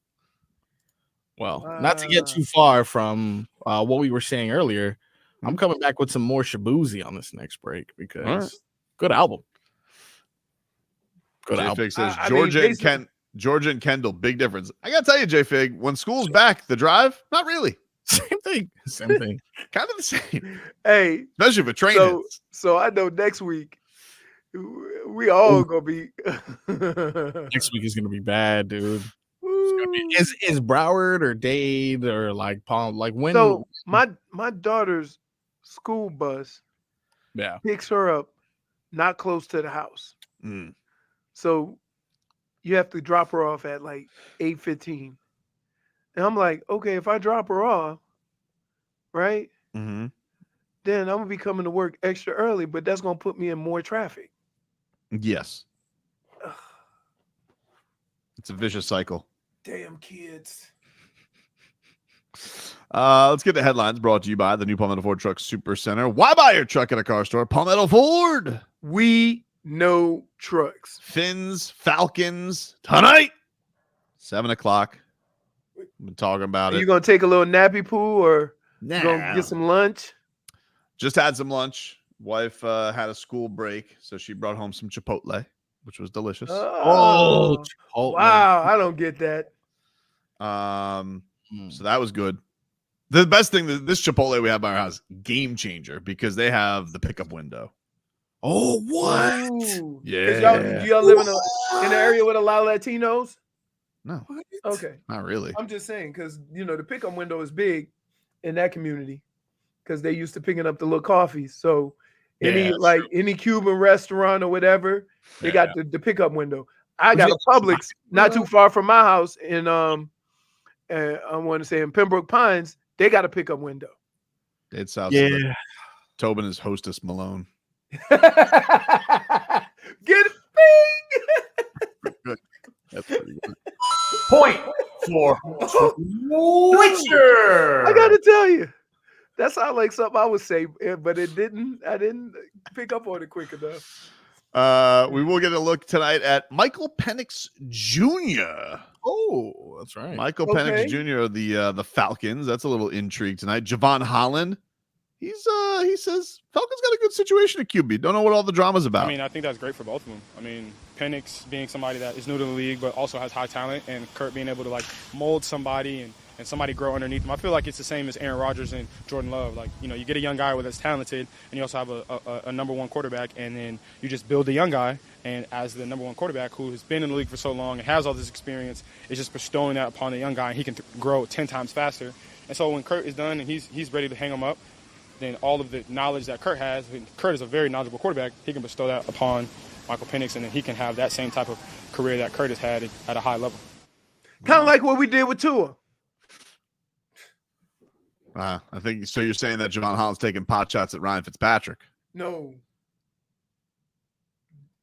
That's what I heard. Organization. I get what you're saying, Leroy. Pot shots at Ryan Fitzpatrick. Yeah, I'm just saying. Wink. I'm just saying. Correct me if I'm wrong. When we were talking about drafting Tua and all the questions, I had some questions, right? And you go, dude, he's not even going to play his first year. He's going to rehab, and he's going to, learn and grow and get stronger. Was this not the answer? This is the conversation we had before Tua got drafted. 3 weeks into the season, Tua's playing.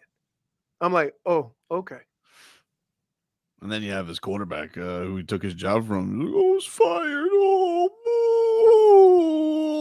I just sit in Zoom meetings. Yeah, didn't make it easier. And he has one lucky pass with his head getting twisted off against the Raiders. That looked crazy. Never heard the end of it. It was objectively, it was a great play. It was pretty. Still never made the playoffs. He was actually the answer to a trivia recently, and I just rolled my eyes because I knew it immediately. Do you think they're going to stuff him down our throats with every commercial again this year, or is that going to go to Jason Kelce? I think we're over Jason Kelce. I hope that'll go to I hope that goes to Jason Kelce. We're over the Fitzpatrick whole era, right? I think we're done with that. Brady's on TV now, right? Kelce, come on, we can move on now. Still going to be. Lasted. I mean, we're still getting them week 2 with that stupid Thursday night game. Yeah. Tua, let's do another interview. Pretend we're friends. Oh no! What? Oh no! Chichi Rodriguez. What? Wow. Yeah. How old was he?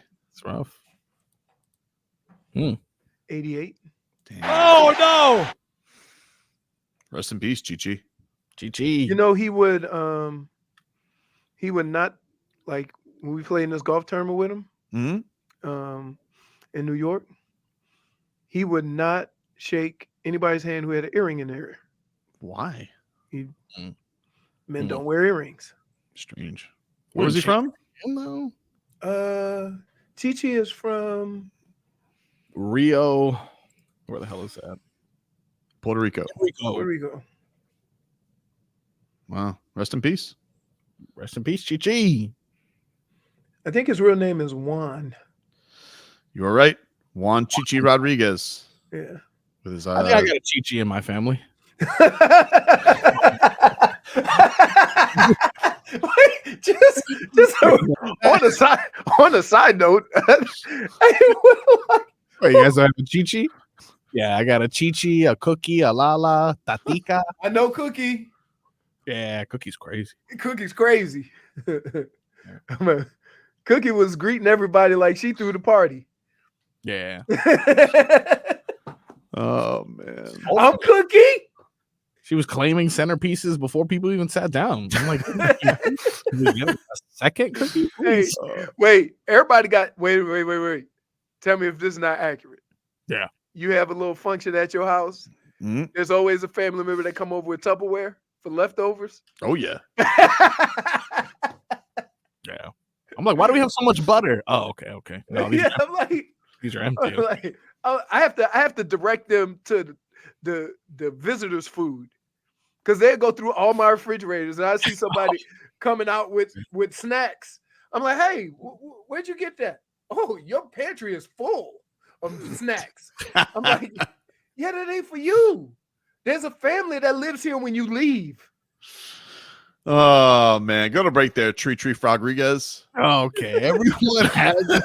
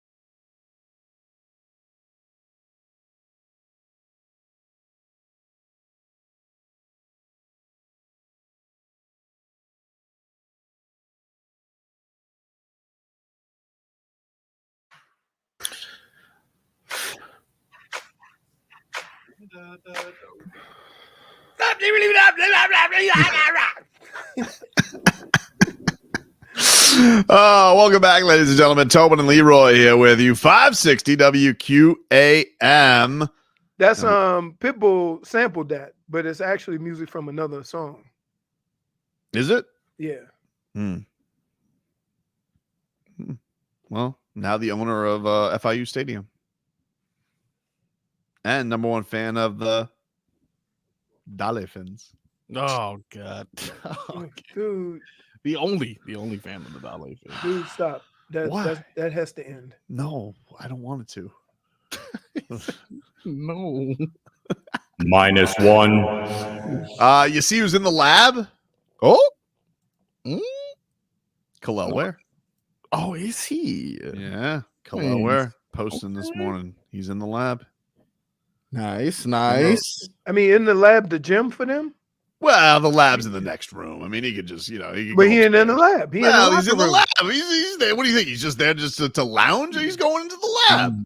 You are certainly making a lot of assumptions. Am I? I'm making a big assumption to say he's going to go upstairs. He went to the building? Yeah, it's upstairs in the building. Or the weight is the weight room also the lab, or is the lab only the court? The lab is the weight room. You can be in the lab and weight room. No, the weight room's the next room. Remember how you swore up and down Tyler Herro was getting swole? I saw today. You want to retract on that? I don't want to retract on it because I saw today Ira Winderman in his Ask Ira column.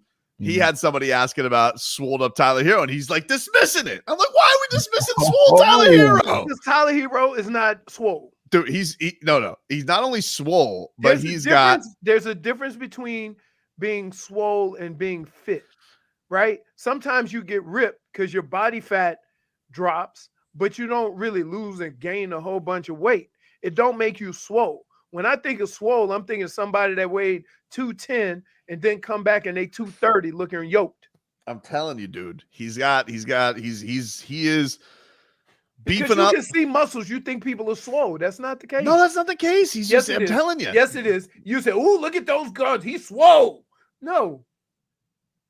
It's not how I act. And during the course of your career, you're going to get in better shape because your workouts are going to better reflect what you need to do. So, of course, you're going to get more muscular and more fit and more things like that. Yeah, here was the column. It says, will Tyler Herro's off-season muscles provide a mass statement for the Heat? Ira, Tyler Herro looks like he's having another buff off-season. Could he wind up playing as a 3? Well, that's not going to happen. And Ira writes, while there's something to be said about bulk, how many times have we already seen Tyler Herro muscled up on social media during previous off seasons, only to see him winding up missing extensive time? Mass matters, but what matters more is Tyler Herro's attendance. And after only playing 42 games last season and no more than 67 in any of his seasons, the Heat are better when Tyler is available. So yes, that means they need availability to be his best ability. As for positional alignment, I can't see many lines where Tyler wouldn't be the 1 or the 2. Agreed. That being said, he's been in the lab. No. He's been in the lab, dude. He has been in the lab. Even Ira said, stop it. He didn't say stop it. He's just, he makes a good point. He said it doesn't matter. Doesn't matter. It's not going to show me that all that muscle and all that going to enable you to be available for more than 67 games. I was watching Tyler Herro on TikTok the other day, and I could tell that this guy is locked in. Why? Exactly what made you see on his social media? Oh, dude, he was just draining buckets, And you're just like, this guy, he's locked in on TikTok. Can I just say, you're ridiculous. I don't think I am ridiculous. Right. You're not tired of song and dance every offseason with him. Don't you just want to be kind of more like show and prove? Like there's other people you can focus on. I focus on everybody. I know. Remember Josh Christopher? Oh, that was fun. Remember that? I do remember Josh Christopher. Josh hasn't let you down 4 summers in a row. Well, Josh Christopher, here's the thing. I like the idea of the Heat poaching first-round failures now as the new thing. Like enough of this, getting, sharpshooters from DePaul, who end up leaving you for $70 million. Start finding everybody else's busts and then make them good. I like that. Yeah, that's good. You know? Because how many Max Struses can you find? Well, apparently they heat a lot. But either way, you go and you find this Josh Christopher, former first-round pick, and then it's like, Rockets going to blow it because they're the Rockets. We'll fix them. First-round talent. Yup. First-round talent, dude. Solid pickup. But that's why Serbia really deserved to lose yesterday. How dare they not play Nikola Jovic? First-round talent.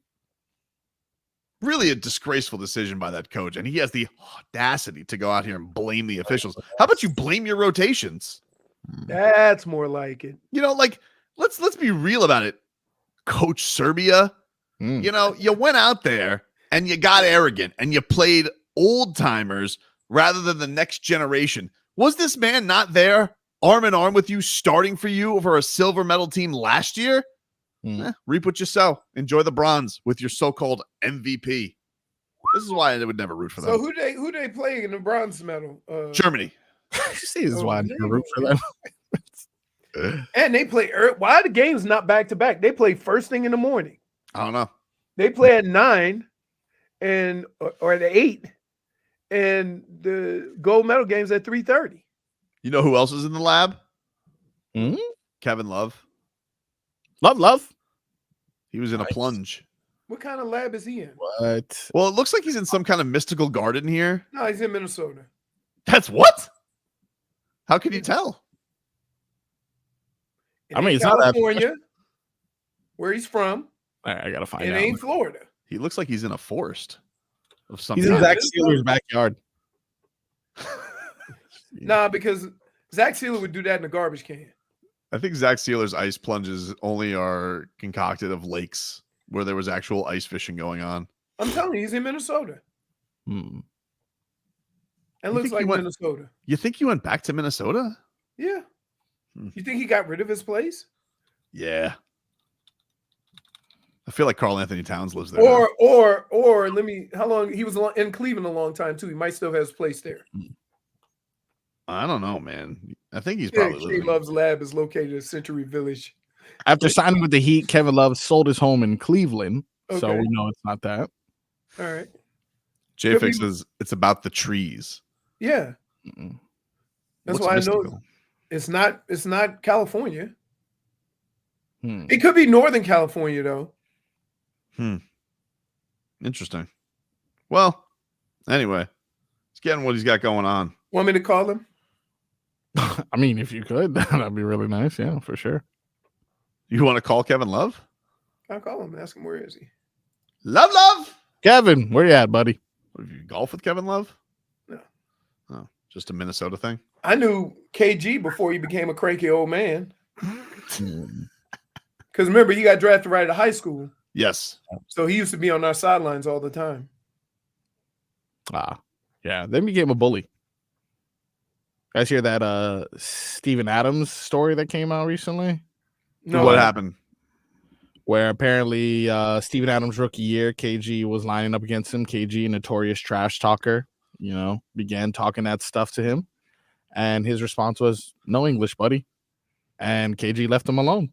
Oh, wow. Wait. He's very clearly. Where's he from? He's from Australia. They speak English. That's a great move.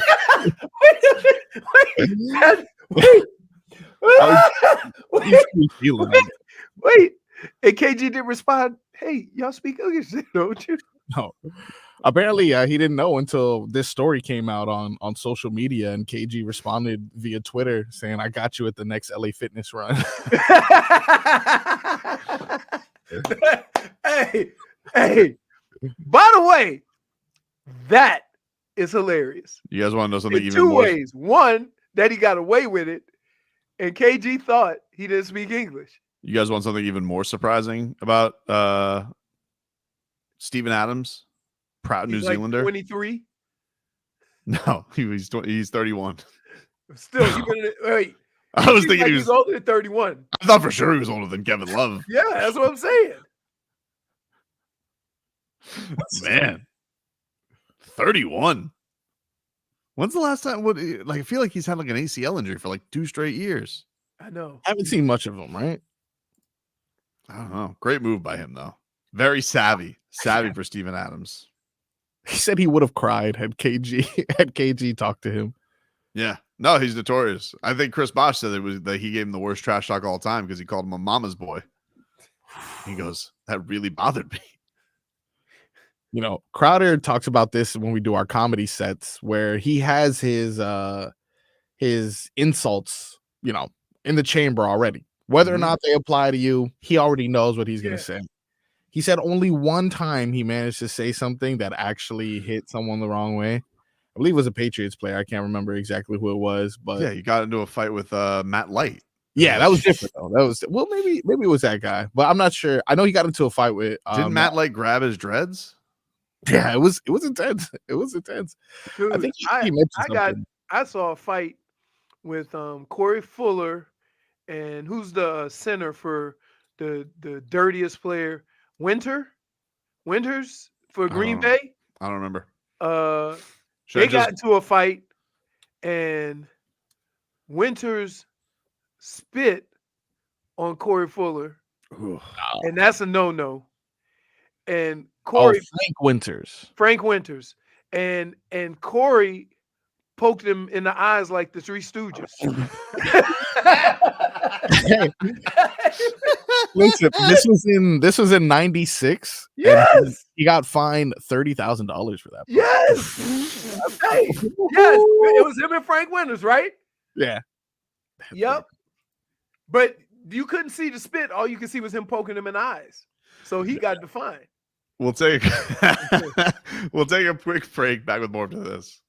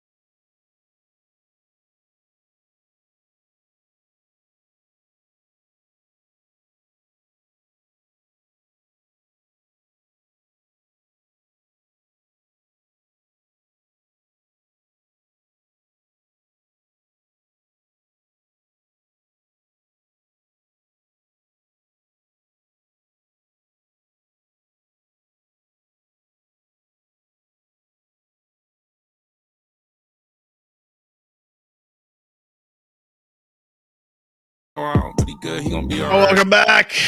It's Tobin and Leroy here with you, 560 WQAM.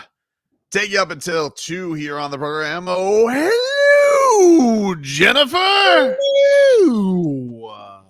Hey, guys. Happy Friday. Happy Friday. Happy Friday. Indeed.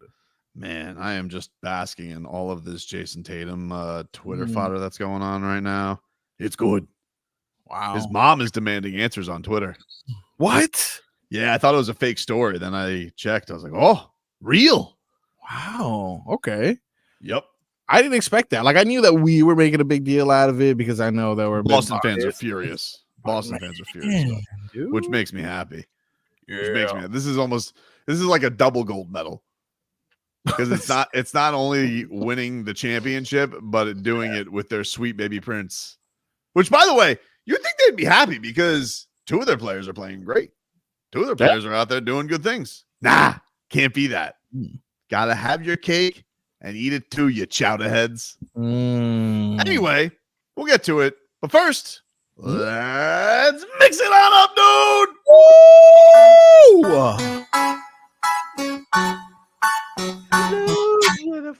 We did that already. The mixed bag is brought to you by Broward Health. Well into your future. What do you got today, Marcos? Alrighty then. Let us get to a mixed bag, if you will.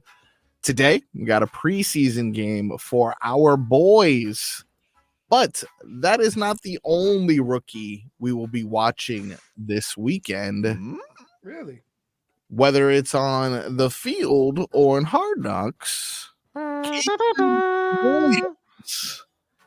been making his name known around the league. Now he has something that I know is going to bother Leroy. What's that? He has named his top QBs. One of them makes sense. The other one, Leroy's not gonna like. Matthew Stafford is probably. I don't think I can name 2 or 3 quarterbacks that play the position better than Matthew Stafford. Wow. Not obviously playing right now. I'm not saying 42. He was 42 on the list. I don't know how he's 42. You're telling me he's better than Josh Allen. He's better than that's Matthew Stafford is Matthew Stafford. Aaron Rodgers right now in the game is my number 1 QB. Yes.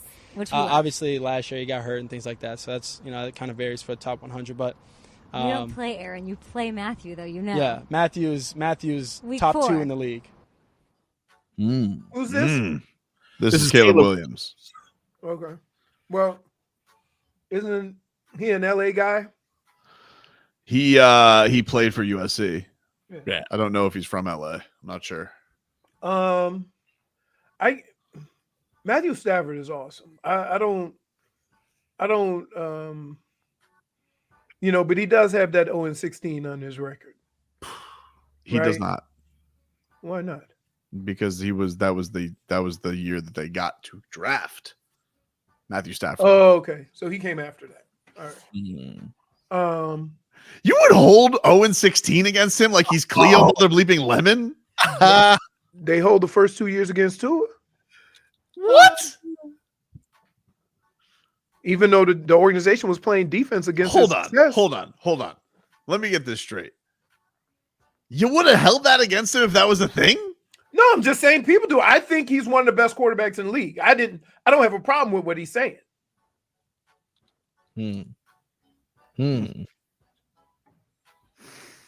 Expected better from you, Leroy. What? No, he is one of the best quarterbacks in the league. Expected better from you. I think he got lost in Detroit. He was doing his thing, but Detroit has a funny way of fizzling out careers earlier than they should be. I mean, it did throw for 5K. Had Megatron. Pretty good. But I mean, Detroit. Who could survive Detroit? I mean, when I first got into the league, Detroit was good. What? Yeah. That's not a Barry Sanders. They went to the playoffs with Barry Sanders and Jerry Ball, and then they had a wide receiver from Miami. They were the only thing that held the Dolphins is not having the longest winless playoff. Didn't they have a Blades? Yeah, they had Benny Blades. Yeah. Yeah, I'm telling you, they were good. Meh. Okay. What else you got, Marcos? Staying on the track of rookies, hearing from Dolphins rookie Malik Washington. All the rage this week. Dude catches everything. Absolutely. But he's not getting too ahead of himself. He refuses to blow this first preseason game out of proportion. 100%. I think it's one of those where you can't work it up to be something huge and big. You got to go out there and play your game. It's football. It's what I've been doing since I was 6 years old, man. So I got to go out there on Friday night and I got to give it everything I got. I know he's bringing to Hard Rock. Speed. What's that? Those hands, dude. He's got hands. Yeah. Hands. 5'9", but hands. You know what's crazy? 5'9". I didn't know he was that We talk so much about the speed of a wide receiver or whatever. We tend to not talk about how good they are at the two most important things playing the position, running routes and catching the football. You notice that? We don't even talk about it. We talk about, ooh, big size. Ooh, he can run. Ooh, he's fast. We don't even talk about his ability to catch or whatever. Like, man. Yeah, this dude is known for having suction cups. Calm down, Marcos. Hey, I'm just thinking. Marcos, you thought you were the only one that could walk up the side of a glass window? Fair, We'll see. Who's the last frog standing there, huh? He's like, look, I can hang on with one hand. Can you do that? Yeah, I am looking forward to seeing him. I wish Taj Washington was healthy, but apparently he's going to miss the year. That sucks. The whole year? Yeah, apparently so. They don't even. I don't know what his injury is, but he's on IR and he's apparently he's the reports are he's probably not going to play this year, which sucks because Lincoln Riley, when I was in, it was like one of the only good parts about being in Indianapolis was Lincoln Riley telling me he's like my favorite player ever, and I was like, oh, Goosey's, but he's not playing this year. Okay. So I guess if you're on IR, you don't. I mean, like he's not going to count against the roster. So then is essentially next year his rookie year if that happens. I don't know if they do that like they do in basketball. What else you got, Marcos? We talked about it briefly earlier. The quarterback controversy going on currently in Pittsburgh. We don't know necessarily. I haven't checked any recent reports who will be starting for the Steelers offense. But Russell Wilson has already made it known. I always want to play in the preseason. I always want to play. I mean, I think anytime you get the strap on the pads, it's a blessing, no matter, if it's preseason or if it's regular season, obviously, which matters a lot, and postseason more importantly. So, just to be out with your teammates and everything else. But, the good thing is I get to take everything in and just learn and just be in that stadium for the first time. I can't wait. It's going to be amazing to be in Acrisure Stadium, wearing the black and gold. Shut up. What are you running from, Mayor? Oh, my God. Jeez. We're in the black and gold. Yeah. Yeah, black and yellow, right?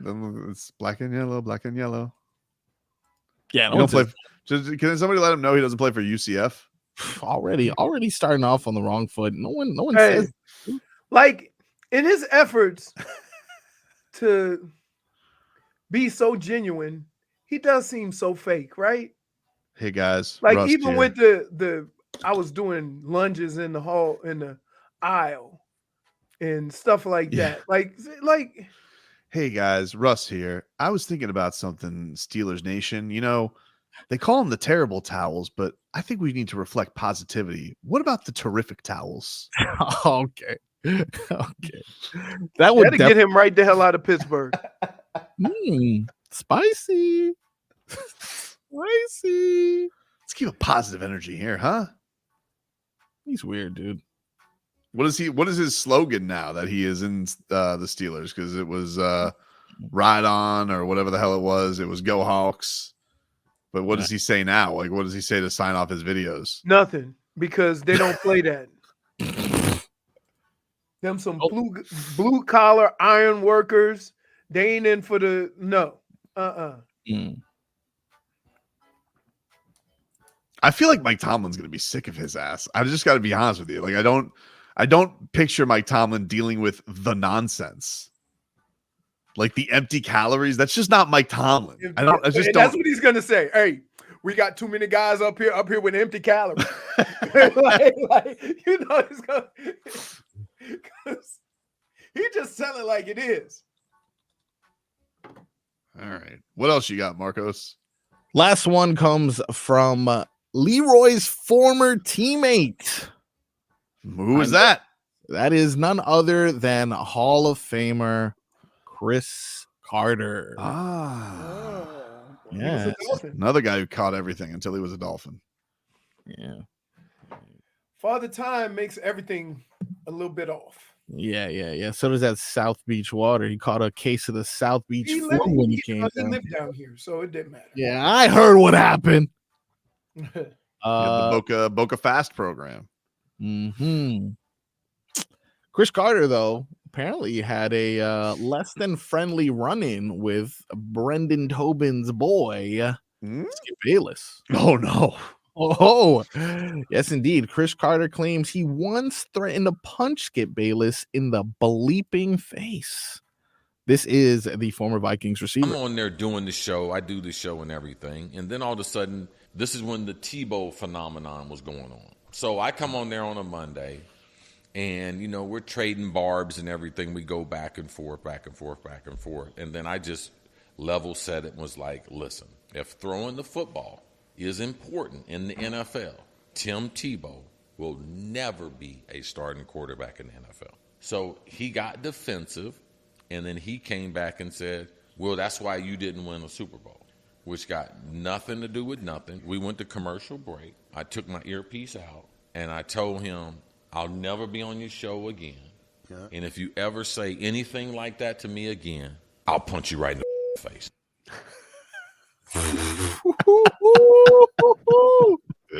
Oh man, that's cool. But yeah, like again, that's you see what I mean. That's the difference with how Skip thought he could just go at people because he was untouchable. But I would tell you what, athletes are competitors, and they can take a lot, and we've taken a lot. But that's too much, right? That's too ridiculous. Much. Too much. Ridiculous. I wouldn't even told him. Like, sorry, I'll take the L. His social media has become very sad now because he has no place to do his takes. So now he's doing his takes in front of what looks like a Viking door. I don't even know what's going on here. Nobody cares. Look at him. Okay. Is his like arms behind his back? Like, yeah, what is yes. Like he's trying to be muscular. Is this how he does his takes now? That's how he does his takes now. Is he a line? And nobody cares. Wow. Yeah, I can't imagine a lot of people. Here, Skip Bayless legitimately believes that he gave all those other guys an opportunity in the business.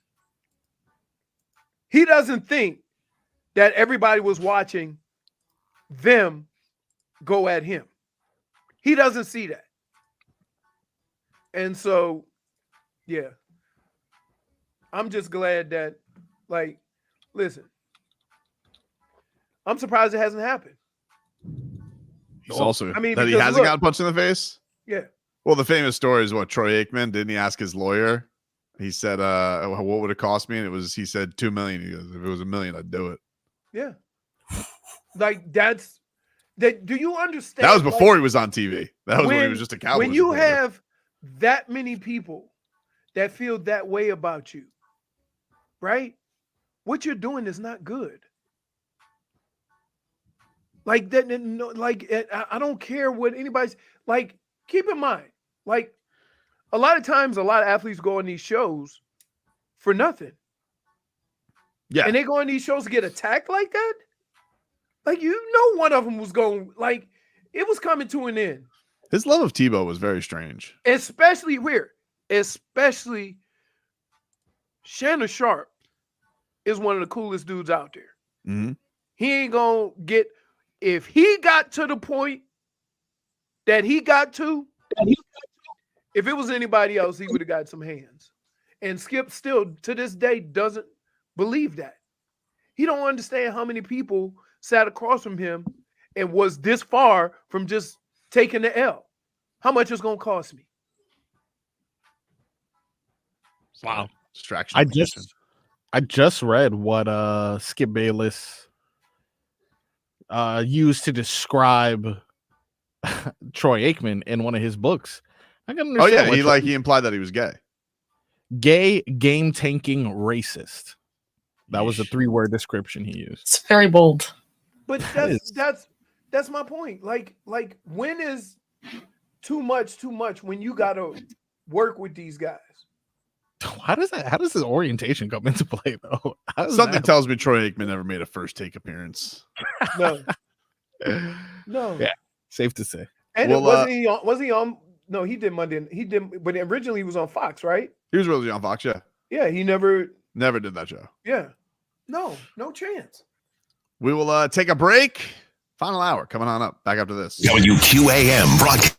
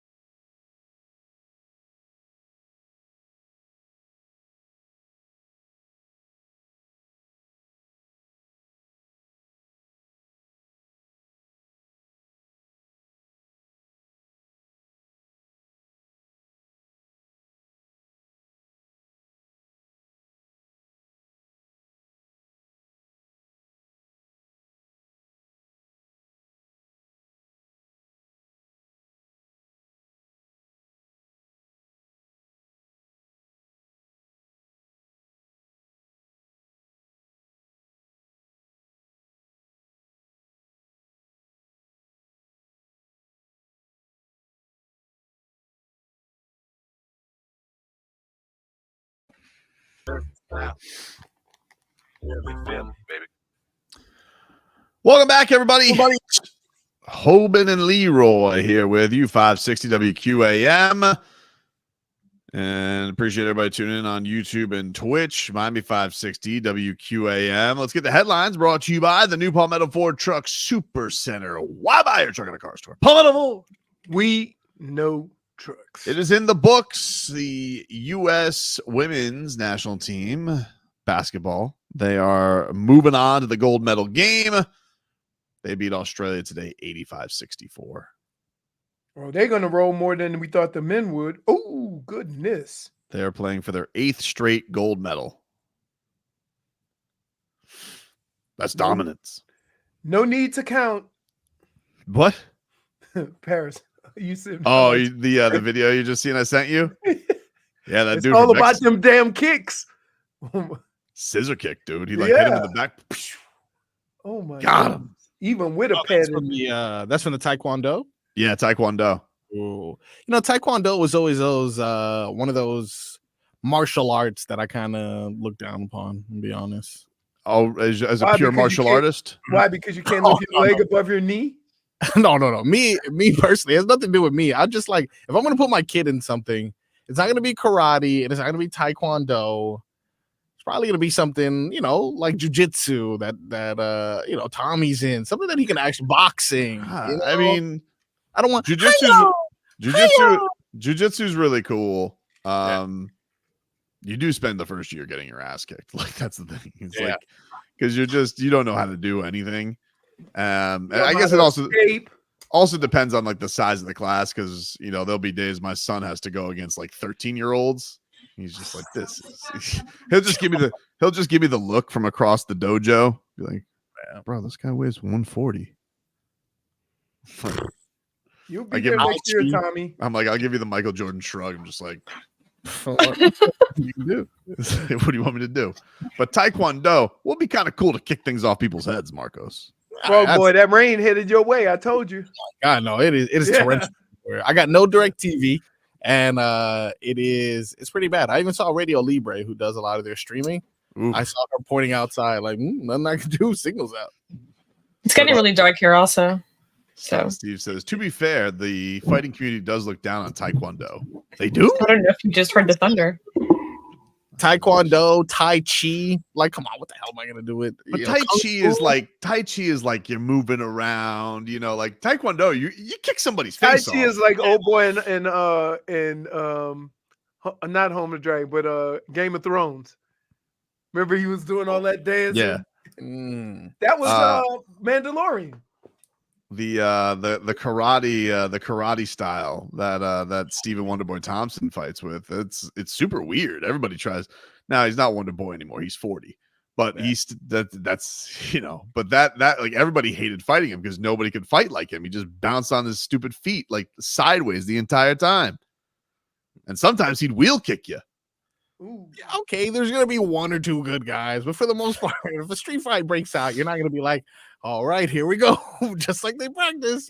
Jiu-jitsu, you're reversing things, you're ground and pound. It's almost like it's more of a counter assault, right? Yes. Like you learn how to combat other people's movements. I spoke to the great Ray Boom Boom Mancini about jiu-jitsu because he, after his boxing career, got very much into jiu-jitsu. He goes, as a boxer, 95% of fights end up on the ground. That's why it's such a valuable martial art. Yeah. See, again, no one's like, oh, but he's gonna bring out the hidden dragon kung fu style, because it's like, dude, I see you doing that. I'm looking at you. You watch too much TV. Dude, all right, what are you doing? All right, I can help you in this fight right now. All right, Bruce Luis. Schmeeth and Schmolnick says that Tobin is Ray Dum Dum Mancini. That was one of my delight calls. I loved when I got a call back from Ray Boom Boom Mancini. Boom boom. Because the old use phone calls. They don't like texting. Yeah, it's fair. House phone too. I think I remember he was on the house phone. Very nice man. It is torrential downpour right now in South Florida. Scared, man. I got Well, it's not It's thundering now, by but here. You I never got know. a swarm. Is that rain or a swarm of bugs? Ooh. You know the little bugs that Hard come to out say. when. Yeah. It's a Hard to little say. bit- it looks ominous out, but I already got that heavy rain that's heading your way. Let's get to some more stuff. What else we got here? Team USA, they will play in the gold medal game tomorrow, men's 3:30 against France. And the Those women good are for playing that. the semifinals. Was that the quarterfinals? Was this the semifinals? That was the semifinals. They're going on Sunday as the gold medal for the women. Okay. Oh, nice. I mean, they haven't even been close. Is there any other team that no? I don't know. You haven't I don't watched know. it? You just watched. I watched them kick. I watched them beat Nigeria. What? Yeah. Nigeria beat Team USA in a friendly last year in men's. Namdi. Oh yeah, that's right.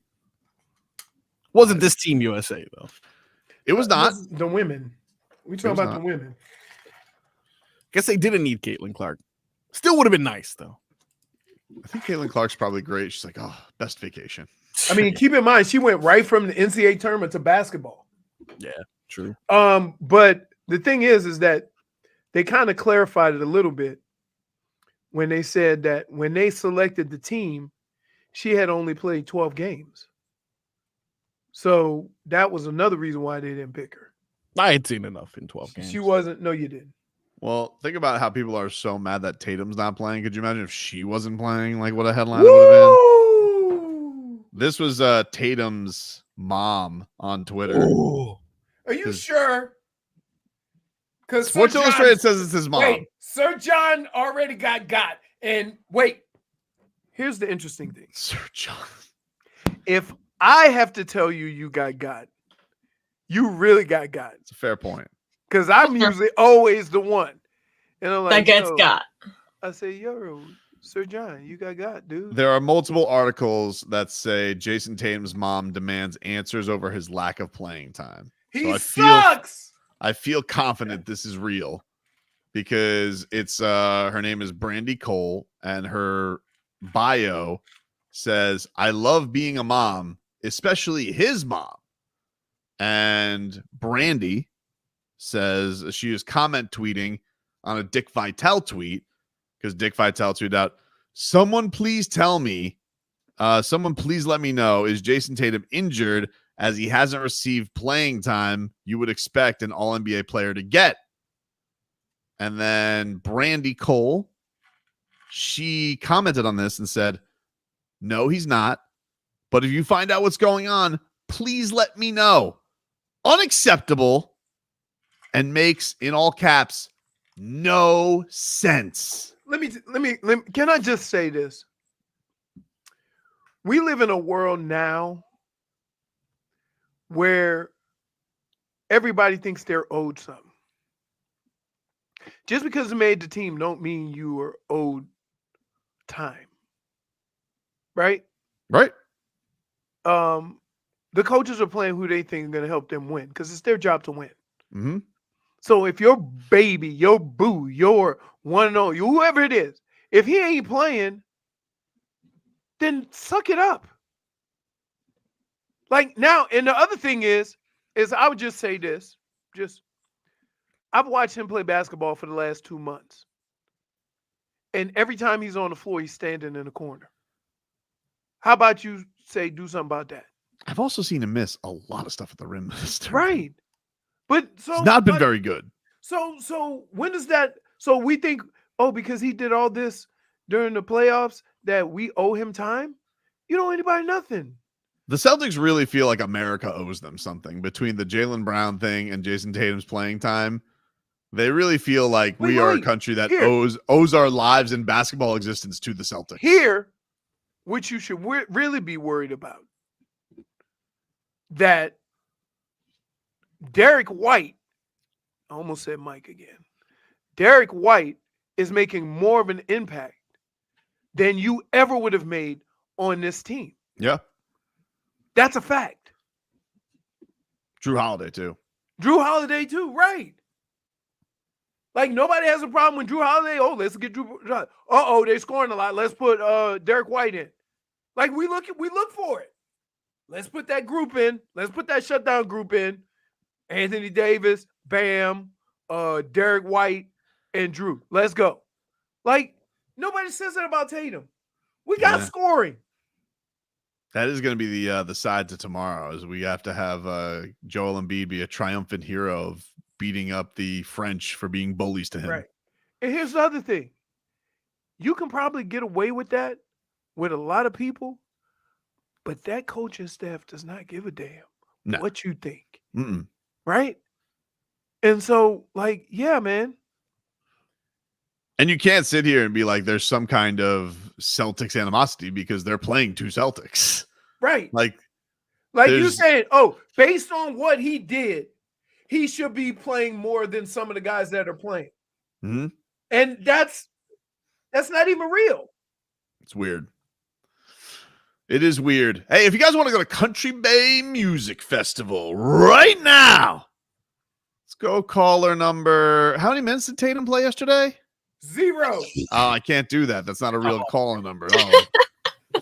Let me go with caller number 5. Caller 5 to 305-567-0560. 305-567-0560. You are going to win a pair of 2-day general admission passes to Country Bay Music Festival. It's coming back this November 9th and 10th at Miami Marine Stadium. You got Zach Brown Band. You got Carrie Underwood. You got Dustin Lynch. Diplo presents Thomas Wesley and a whole lot more.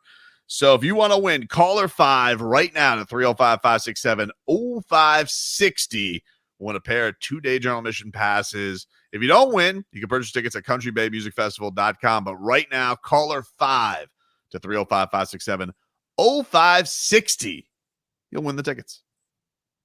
Back after this.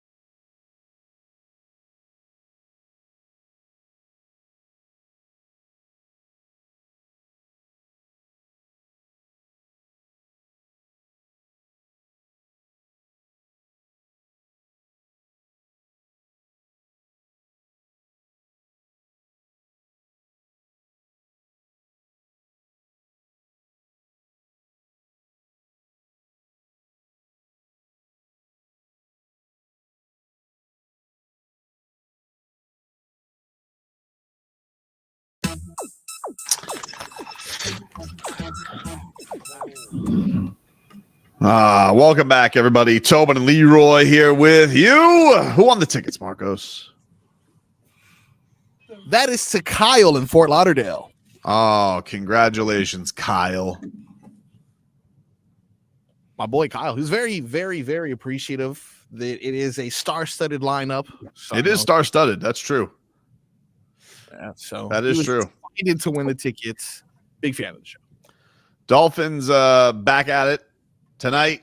Preseason opens up against the Atlanta Falcons, 7 o'clock. Mike McDaniel on Tua playing. It sounds like he's not keen on that idea. Do I expect from past scenarios that you're going to be surprised with as you'd put it would be a deviation from the last 2 years? I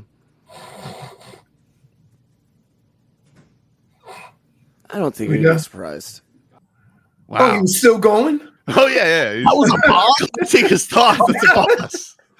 It's a pause. It's dramatic effect, Leroy. Dude, as much as I like Mike McDaniel, damn. What do you mean? That was a whole bunch of talking without saying a damn thing. That's a whole lot of words for no. They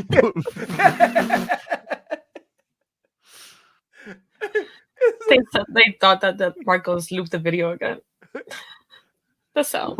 We have fixed his loop frog problem. Oh, okay. Fairly enough, I will say we lashed out last time, and by we I mean me. And I'm glad you fixed that. He did not loop the last time. Mike McDaniel just looped himself. I'm telling you, he does that. Just runs out of words. Oh, yeah. But that was just a dramatic pause from him. That was a new one. I actually I haven't heard him do that one yet. That was I know he's very careful with his words, but wow. Got to be extra careful. Do I expect from past scenarios that you're going to be surprised with as you'd put it would be a deviation from the last 2 years? I don't think you're going to be surprised.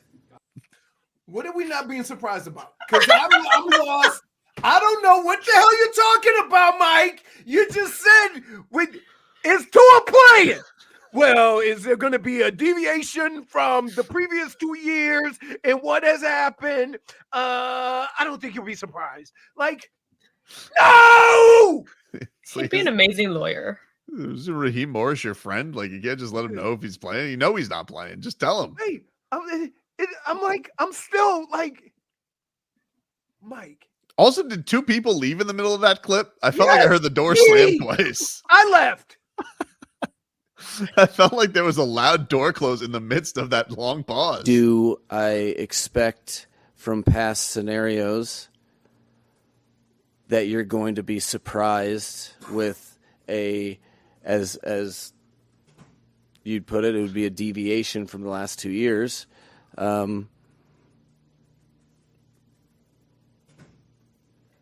don't think you're going to be surprised. Guy had enough waiting. Oh, God. He's like, enough. I can't take it anymore. In his pause, you could hear someone cough. Yes. I felt he was going like this. That's what they were doing. Say yes or no. Get to it, please. Like, holy smokes. Yeah, I've seen that before. I've been on stage before and someone's like paying their bill and leaving. So disheartening. Where you going, sir? You got to call them out. As an opener? We still got time, dude. No, I still got to come out in between. And it's like, sir, we still have time. Okay. What would you say? Oh, are you leaving because you couldn't afford the bill? You're running up a high bill, or we're not funny? Whenever a comedian calls them out, it is so embarrassing to myself. Yeah, I hate that. I hate when people are like, you can't laugh. All right, everyone's so uptight in here. Well, you are setting an environment up for success at a comedy club because people are going to a comedy club expecting to laugh. So the only way they won't laugh is if your jokes are just terrible. Because they're going in there with the attitude of laughing. It's not something where you just meet somebody on the street and you go, oh, that guy's funny. No, they're going to a comedy club to laugh. So you've already gotten one up on him. Dennis says my head hit the table. Listen, I almost broke my neck because my head fell back out of just sheer exhaustion. What are we doing? Dennis also says, could you imagine him doing an audiobook? It would take a year to finish. Wherever you got to drive.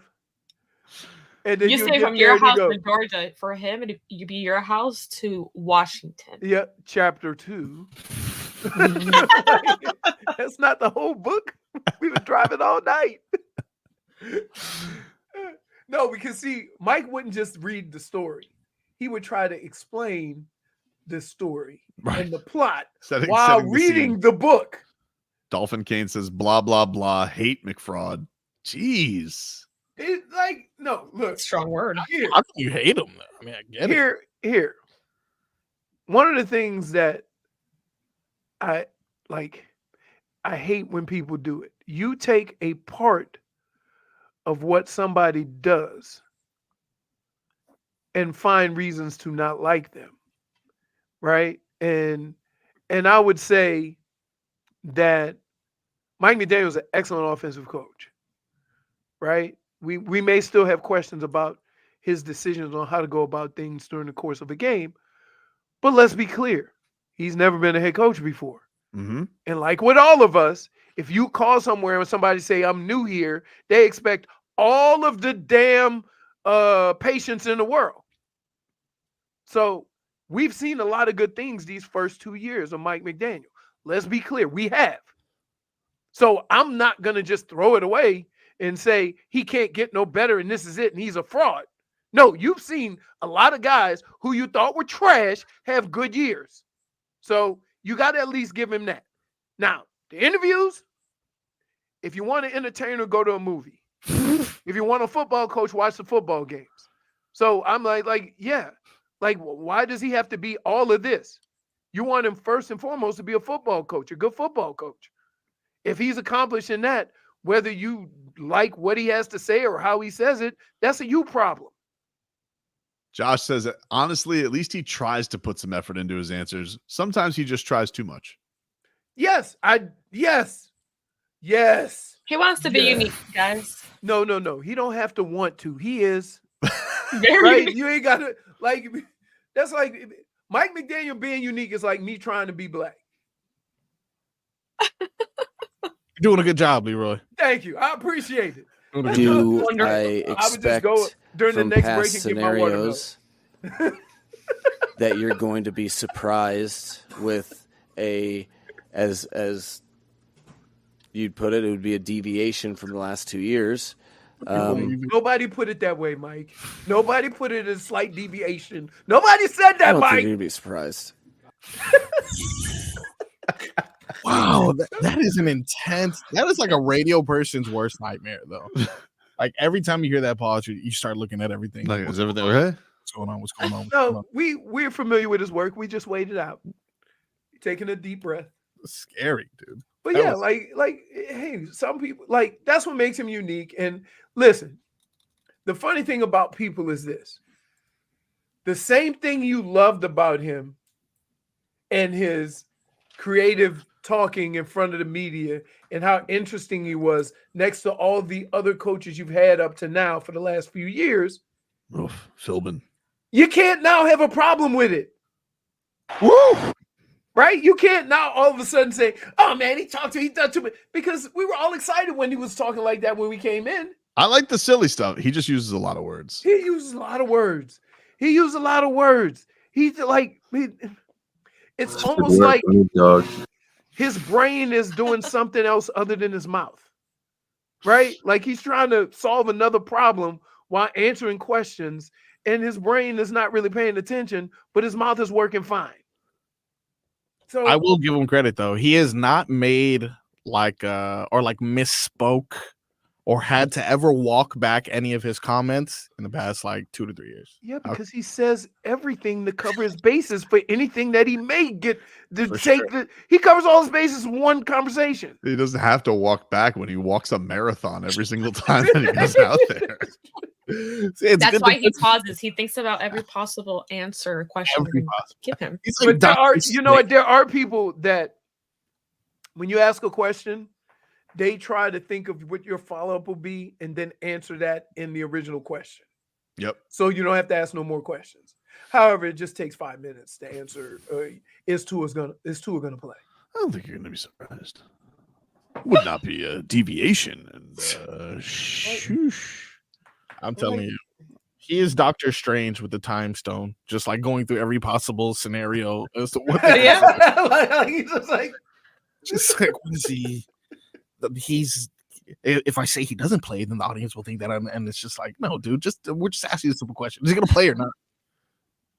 I don't want them to think that I'm doubting Tua's confidence.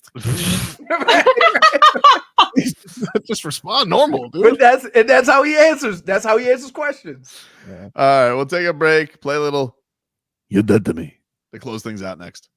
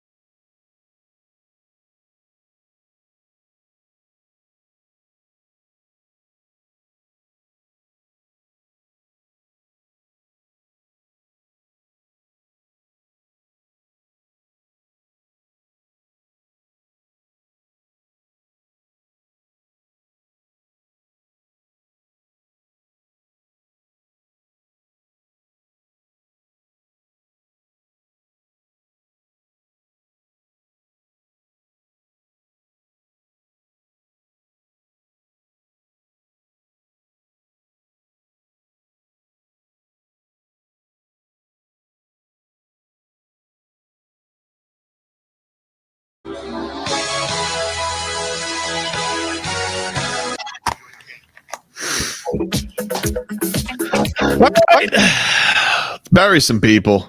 Tobin and Leroy back with you here. Play a little You Did to Me. Close things out here. I'm just hypnotized. I can't stop watching this breakdancing on. Is it good? No. Oh, Well, there's this one particular one that has gone viral. Her name is Raygun. She is a 36-year-old Australian lady, and everybody just keeps memeing her breakdancing where I don't know. I feel like they told me if I got caught in a weird situation and I was disguised as a breakdancer and they made me actually breakdance, that I would come up with this. Jeez. Oh my! So I just got on Twitter, and the first video I see is It's the first. Yeah, she's. I mean, this is crazy. Her one move is simply to just hop like this. What? I don't know, man. And the one she's going up against this tiny one from America who's like doing backflips and torso twists into a flip. And she's got the bouncy bounce. Like, that's her move. Kind of like that though. She's all over the floor. It's weird, just man. cleaning the floor. Wow. Yeah. JFig just sent the group chat a video. It's something. All right. Here's who's dead to me. And it hurts me because, you know, it was a valiant effort. But Bogdon Bogdonović, you poked the bear too much. You poked the bear too much. You went at Melo. You don't go at Melo, but you don't go at Melo with LeBron there. Terrible decision. Stupid. That's this is a sport. Yeah. You're watching it now? A sport. Crazy, right? I don't know if they're all like that or if she is just special. But as bad as the day as she's having, she didn't have a better day as that dude on the steeplechase that fell in. This damn steeplechase. He was the only one. She just went. I think when they go back to when Go Peacock look on Twitter. No. Dave South sent it. When Peacock gets the numbers, they're gonna be like, only person who watched steeplechase, Davie, Florida. Davie, Florida. Strange. Dude, I'm telling you, this guy, I watched it. He looked like he was just dead. He fell.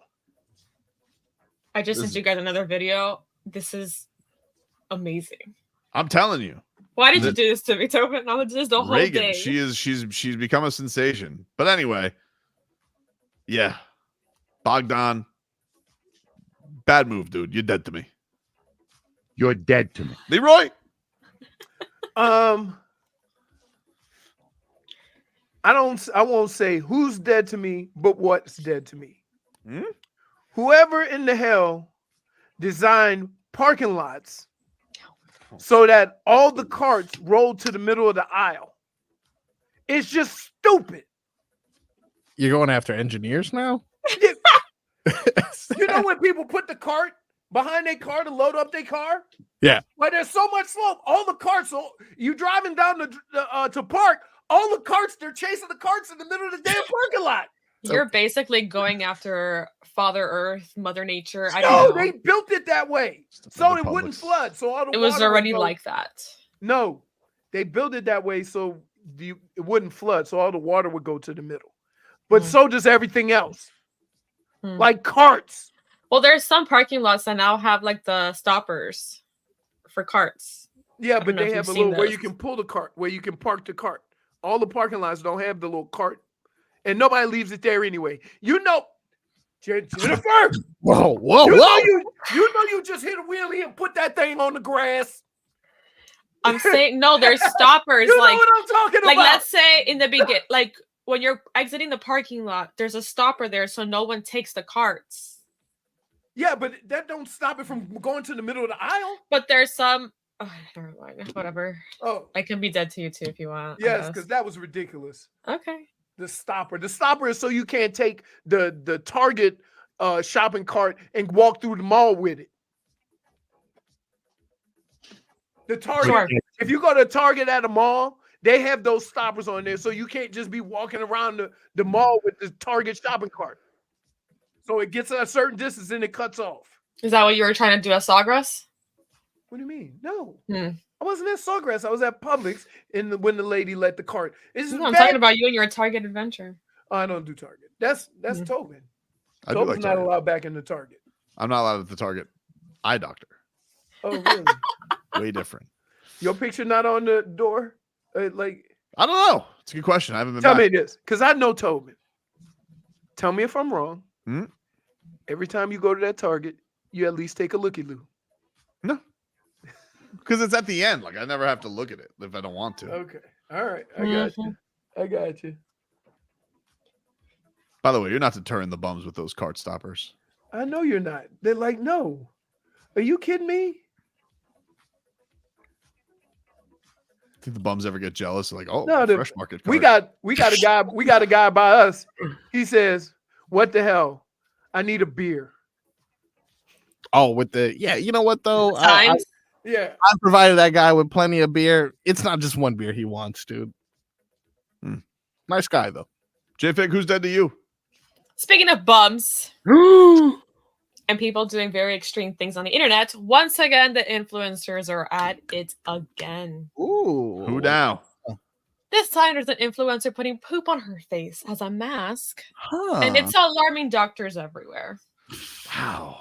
Wait. We're dead. Wait. Wow. So you need a medical professional to comment to know that it's stupid?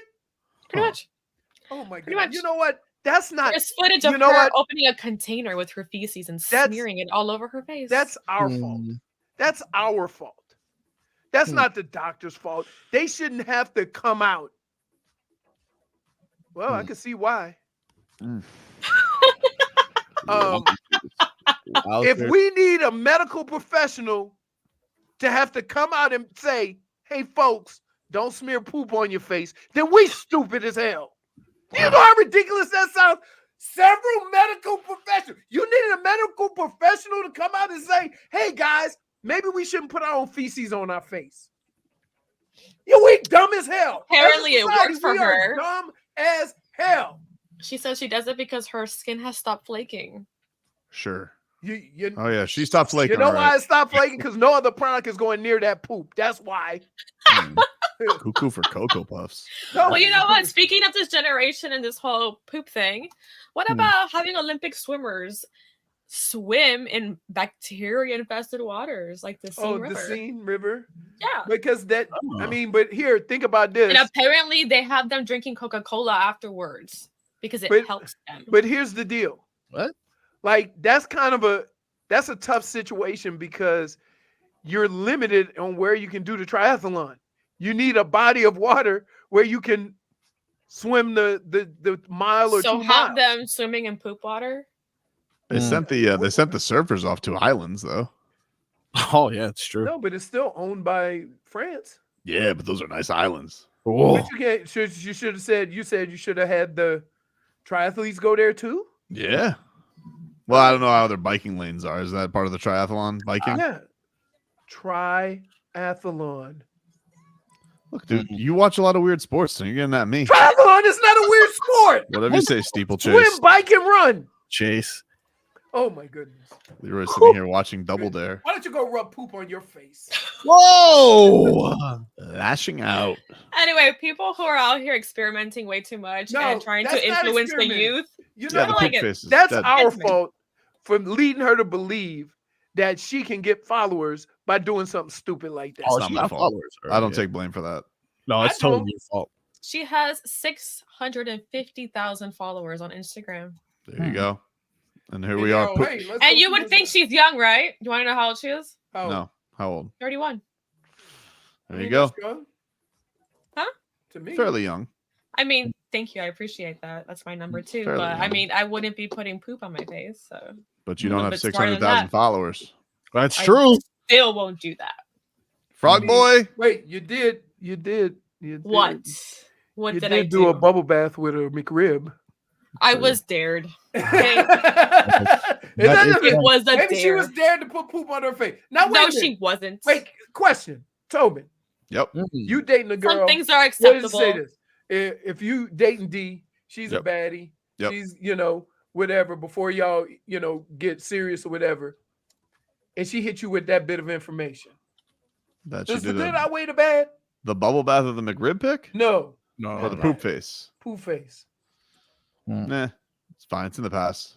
No. Past I'm is a saying when past. you first started dating, if she did it Ooh. and told you about it. I Like know, at some point, that got to be a game changer, right? I don't know. I think it's a different Wait, day the and age with poop face? everybody Yeah. doing stuff for clout these okay. days. Here's what I'm thinking. Nope, can't do it. All right. Nope. Frog boy. Certified poop face. You're dead. That's disgusting. Frog boy. I love how she puts the thing on her nose to not smell her own feces. Wait, how does somebody carry around poop in a container and then she clips her nose? You done got no. Damage is done. Yes. Mm. That's so nasty. That's just so nasty. Damn it, son. My dead to me, I got two people who I'm coming after. Two big conglomerates in the entertainment industry. Number one being NBC. You rat bastards. Whoa. Have come across as greedy little pigs with your content. You know how long I had to wait yesterday to find a decent highlight reel of yesterday's Team USA victory because you're too busy posting everything else and everything has to be funneled through NBC Olympics. I'm sure they have 150 people on staff trying to find who's copywriting our stuff and only 3 editors at the rate that they're putting out content. I have to jump through hoops to find all your stuff. You're constantly getting people's stuff taken down. You got this poor show taken down.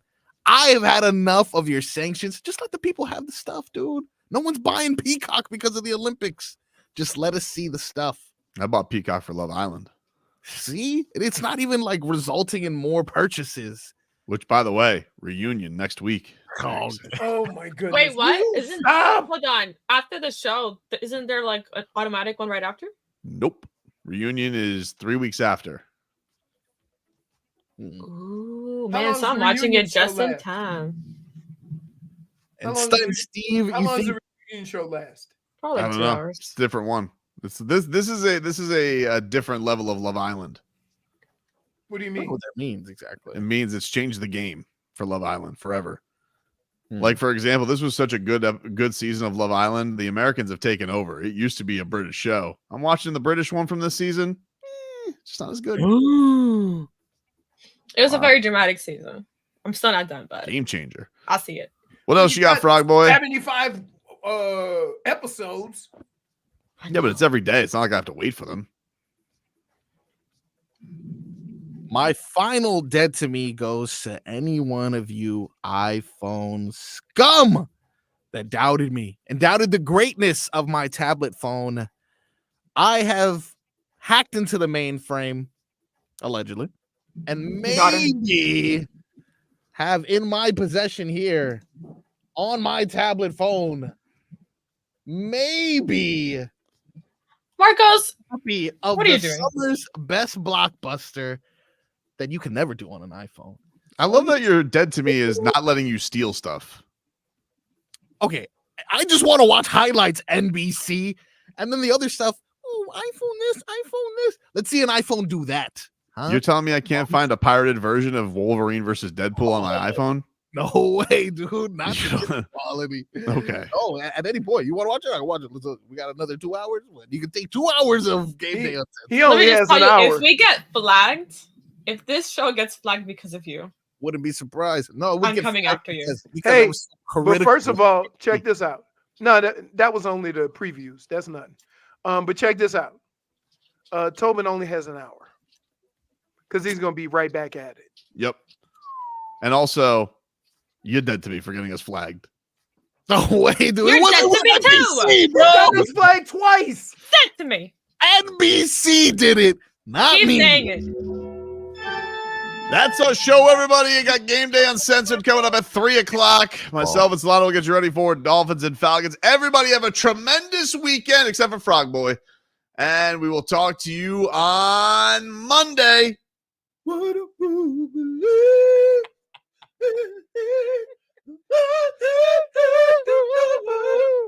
huh? Too many legs for me to trust. You know what I got? Who's not a big fan of a side piece?